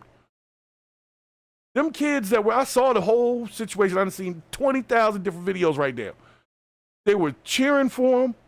There were people supporting them. Then, of course, they had the protesters. They had the people with the Free Palestine signs. But nobody was getting hurt. Everybody was just there exercising their First Amendment.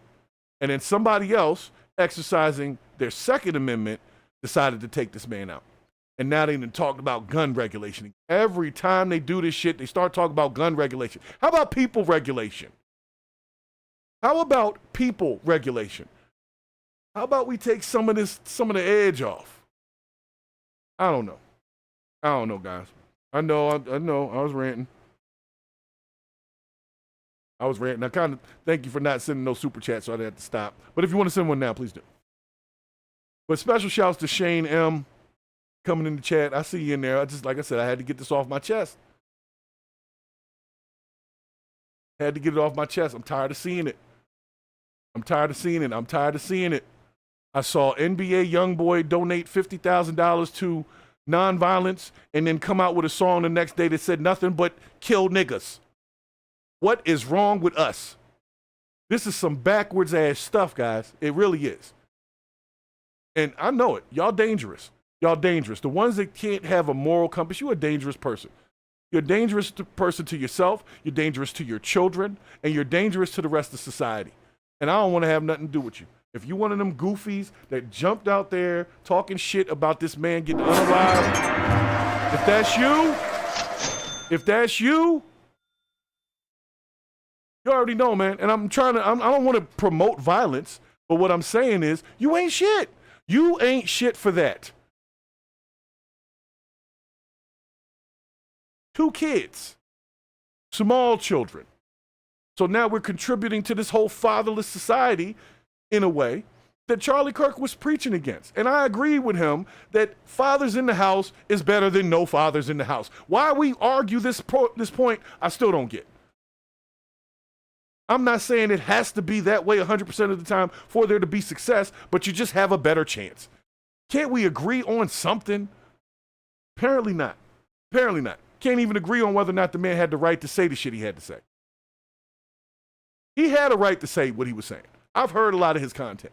He had a right to say it. He never said, everybody mount up and let's go get all the black people and hang them in Times Square. He never said no shit like that. Meanwhile, we got people in other countries that really do that to people, and we don't care about that. We don't care about that. We don't care about this gang culture that we have established to kill all the black people that are not middle class or upper middle class. Nobody has nothing to say about that. So if this Ukrainian lady, who the White House had billboards, bro, in the press conference, they had her picture. They had a picture of this black dude with the dreads. They put the whole situation up. Because one, they want people to be angry at black people with dreadlocks, which doesn't make any sense because there's plenty of black people with dreadlocks, but now they're going to have people looking at them like monsters because of something that this one dude, one crazy idiot did, right? Now we got the Charlie Kirk situation. So my question is it going to start a bigger conversation or not? Because there have been 5 or 6 other unalived women in the last week and a half that I have covered on this show that haven't got none of that press conference. Not even a mention. So, yeah, I feel a certain type of way about that. But at the end of the day, if it starts the conversation, then fuck it. I can't be mad that they didn't cover the girl in Baltimore that disappeared story if this starts a conversation. That's all I want people to do is just start the conversation. Let's figure out where the hell we went wrong in all. That you can't even have a public speaking event without somebody trying to unalive somebody. You can't have the House of Representatives, our Congress, have a moment of silence for somebody without somebody talking shit in the back of the damn room. You know what? They do represent us. I didn't think so, but now that I say, yeah, that's a representation of us. A growing minority of people who don't have no damn respect and no shame. And when you have a society that has no respect and no shame, guess what else they have? They have no future. We will implode if we don't get this shit together. Love me or hate me, I'm not over here trying to hate nobody. I'm gonna be real, other than self-defense and like somebody doing something to your child, I don't advocate violence. I do advocate get right. When you out of line, you got to get right. You know what I'm saying? I advocate for that. I advocate for disciplining children and making sure that they get right. I don't think you should kill them. I don't think you should send them to the hospital, but you might have to tap that butt when they're young to make sure that they don't end up being a damn school shooter later. Is that so wrong for me to feel like that? Is it wrong for me to feel like you should take accountability for your actions and be responsible for your kids? It's not. It's for those that were, I don't know. It's not. But the problem is we live in a country where we've turned good to bad and bad to good.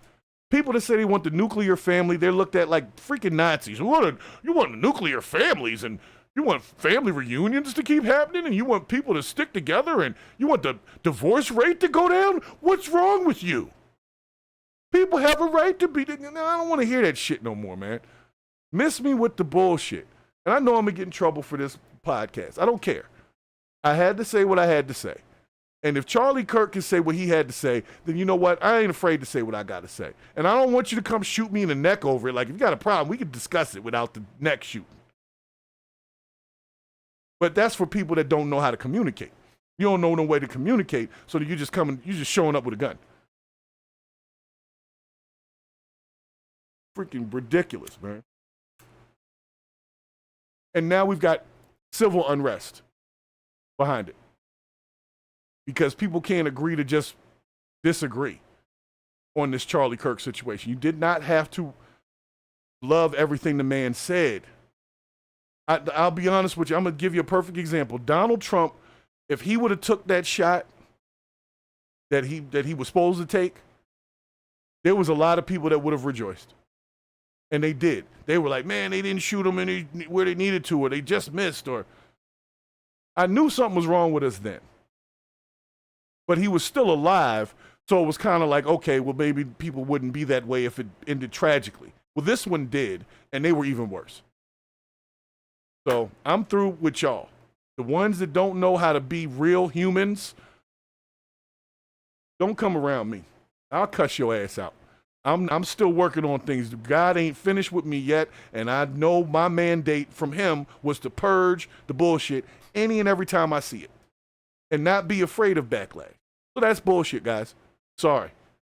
I'm sorry for those that don't like language and all of that. That's also bullshit. Get over it, because we live in a place where we can unalive each other on TV. So you're worried about me using a swear word, but you're not worried about the fact that we're running around killing each other. Get over yourself. So let me bring it on over here, because I'm about to get out of here, man. I'm so frustrated with these people. And it's still trending right now. So I don't know what I'm going to see the next time I go on the internet. But I'm telling you right now, this Charlie Kirk shooting and the situation with the lady on the train has exposed so much about American culture and how far we have not come. We have not come as far as we think we have. We have not come that far from slaughtering Native Americans and not caring about leaving their bodies behind. We haven't come that far, guys. We are still a very violent country. And if we can't get somebody to agree with us, we'll just remove them from the population. That's where we live. That's where we live.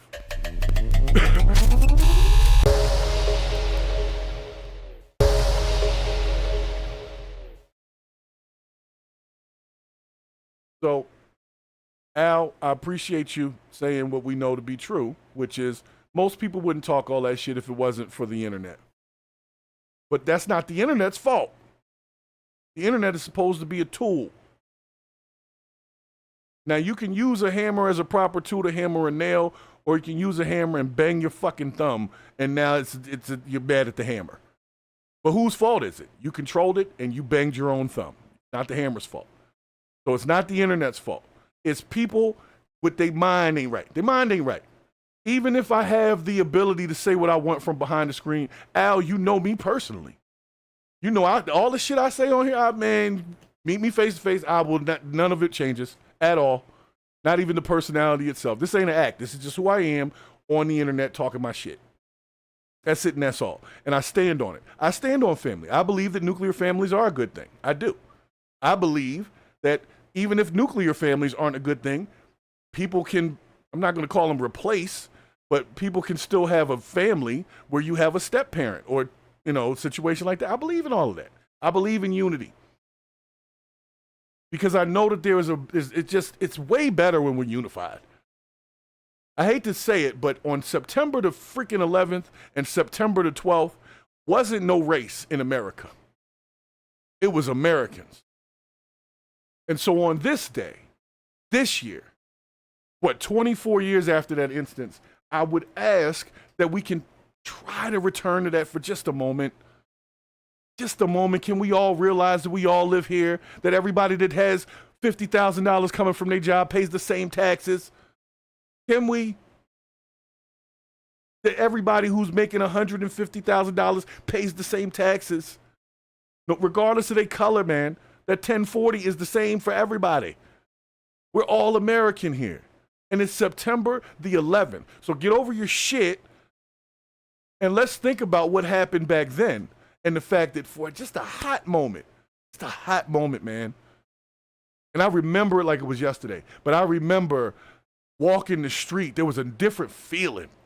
We were all in this thing together. We wanted George Bush to level the freaking Afghanistan at that point, or whoever, Al Qaeda. We didn't care about nothing. All Americans was like, yo, just go blow the whole shit up.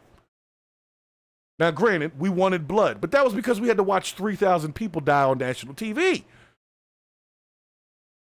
So the get back was warranted. It was justified at that time. Then it turned out the whole thing was about oil, and they ended up getting Saddam Hussein, some crazy shit. And we never actually got the justice that we were looking for on that situation. But for at least, I'm not even going to say one day, but I know it was at least September the 12th. September the 12th, the U.S. was a different place. And then it changed from that day on. And we have started to we regressed at this point. We are basically back to the topsoil. Back to the shitty, stinking fertilizer that grows things. And I think there's nowhere to go but up at this point. And Al, you know what I'm saying, man?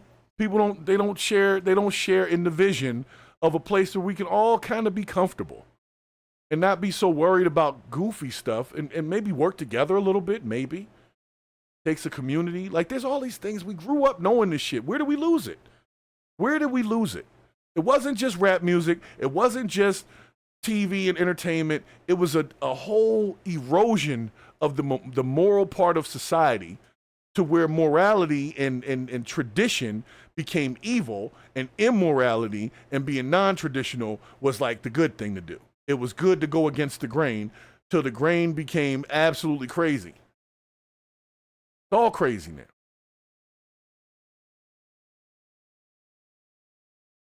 So Shane M., y'all remember, everybody that's on this podcast was around in 9/11. I think it's very ironic that I'm doing this podcast today because I want to remind people of that mentality. If you were here, you know what I'm talking about. Wasn't no black and white on September 12th. It was Americans and people that wasn't Americans. And all of America felt a certain type of way. All of America recognized what had happened. All of America was flying flags at half-staff. All of America, the whole thing, wasn't nobody out there. I mean, of course you had there was a few, I'll be honest. There was a few people that were like, you know, that's what the elites get, or that's what the Wall Streeters get. But we didn't really hear much of it because social media wasn't what it is now. So I'm sure there were those. But where I was at, and the people in New York, and the folks who was even down south that don't even like New York like that, everybody was unified. So maybe this is a moment for that. If we could take away being angry that they're not talking about the young lady in Baltimore who was missing or came up dead, Or they're not talking about the young lady who was dropped on the side of, I think it was I-10 or something last week. You know, we're not going to talk about them. That's fine. You can say what you want. It's because they're black, blah, blah, blah. But if the girl on the train thing starts a conversation about people with mental health issues running the streets with small weapons, maybe it's worth the conversation. I'm not going to be mad that they put all that energy into that young lady because you know what? That young lady looks like Caroline Levitt. Not exactly, but what I'm saying is she has similar features, so that it was close to home for those folks. Of course they jump behind it, but why we can't all jump behind it and make sure that everybody gets that same energy? You know why? Because generally we don't care. It's as simple as that. We don't care. We don't care, and I'm through with that. I'm through with that. If you come around me and you one of them people, you're not gonna like me. You're not. I've lived here for long enough. I know what's right and what's wrong, and that shit is wrong. Celebrating people's deaths. Same when they did, what was it? Kevin Samuels, when he died. People were celebrating his death like he was the damn Antichrist. Like he was Hitler or something. Like, no, he's just a content creator. As Charlie Kirk basically was. He wasn't part of the administration at all. He was he was like the president's homeboy. Like a little brother. He didn't deserve that, y'all. He didn't. And you get it. You get it, man. Y'all get it. So I hate to say, can we go back to 2001, September 11th? But that shit was all right for a second. We were as unified as I've ever seen this country on September the 12th. And maybe that's when America was great. September 12th, 2001. That's when America was great again. Because at one moment, we all unified under one common enemy, and we all saw each other as just Americans. And it hasn't been that way since. It slowly eroded into some other shit, and here we are again. So maybe, just maybe, there's some value to the fact that this happened when it did, so that we can remember who we were and not who we are. Because this shit that we are now is absolutely embarrassing, it's disgusting, and I'm sick of it. Sick of it. So I wasn't trying to go this long on this today, but I know somebody will come back later, they'll find the clips, and they'll be like, oh man, this guy was really talking about something. So I'm hoping that they do. But if you're one of them people that's like, oh, he's a Trumper. No, I'm not. I'm a human. And I live here. I'm a human American. I also happen to be of the melanin faith, but that's some shit y'all constructed. It was here when I got here. I had no choice over that. I do have a choice as to whether or not I'm an American. I could move somewhere else and become a citizen somewhere else. So I do have a choice over that. I do not have a choice over my race. Y'all chose that shit. Y'all chose to say black people are this, white people are this, da da da da. No, man. That shit is bullshit. It's been bullshit since eugenics. And we just let them pump our heads full of this shit. They even use the Bible to justify slavery. Just a bunch of mind screwage that's happened over the course of generations. And every once in a while we get these seconds, these moments of clarity where we could snap it all back. And I believe 9/11 was one of those moments. And we let it go. And now we have devolved back into the bullshit again. That's what we did. So thank you to the new subscribers that jumped in here today. El Santa just jumped in on the subscription. I got to give some shout outs real quick and I got to get up out of here, guys. But I want you guys to move forward. If you see somebody spewing that bullshit on the internet, either tell them to, get their shit together, or you might have to block them because you don't want them type of people around you. That's a disgusting thought process. You don't want it in your circle. I guarantee it. Even if you think you like them.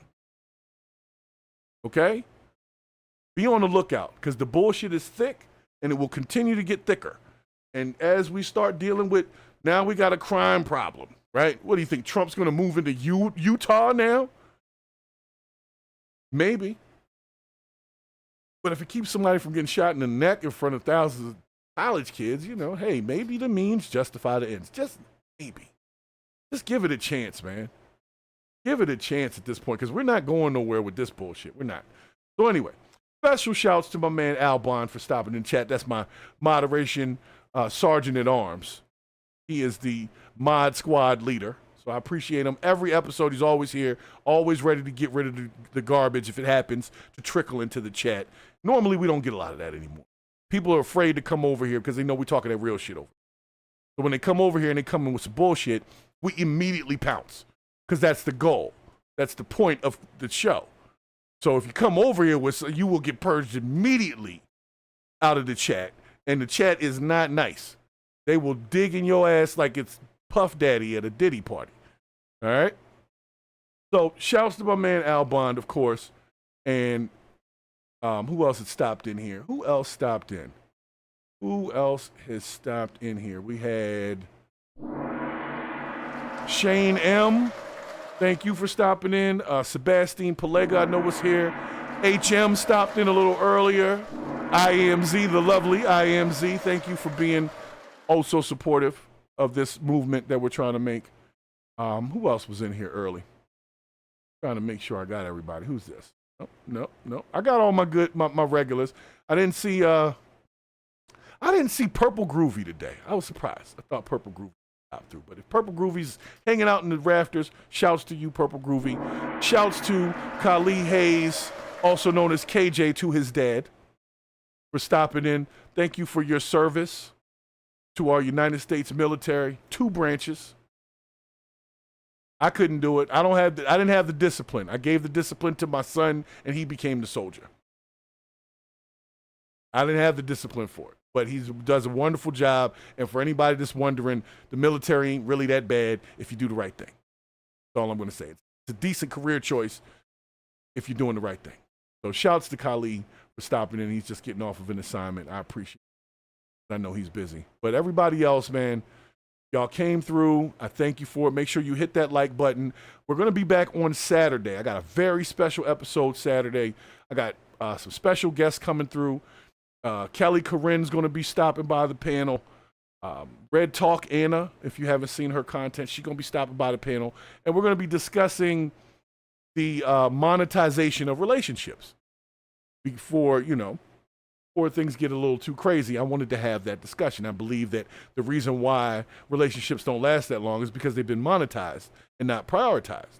So I'm going to have that discussion with some very strong female and male voices, because of course I have my boy Bravo and Bricks will be on here. It's going to be a really nice panel. So make sure you stop by on Saturday night, 9:30. I know it's late night. For those who are going to be hanging out at the club, you'll catch it on the replay on Sunday. But those of you that want to get in on an introspective discussion, you make sure you come by Purge of the BS this Saturday night. We're going to be getting it in.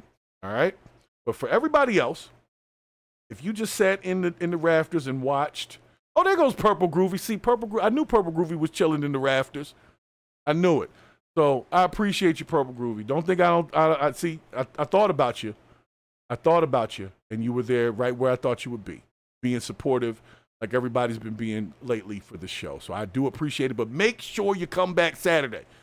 I don't get a lot of special guests on the show. I want y'all to show them love when they come onto our platform over here, okay? So make sure 9:30 on Saturday. If you are not here at 9:30 on Saturday, then that, my friends, is the bullshit. And we out.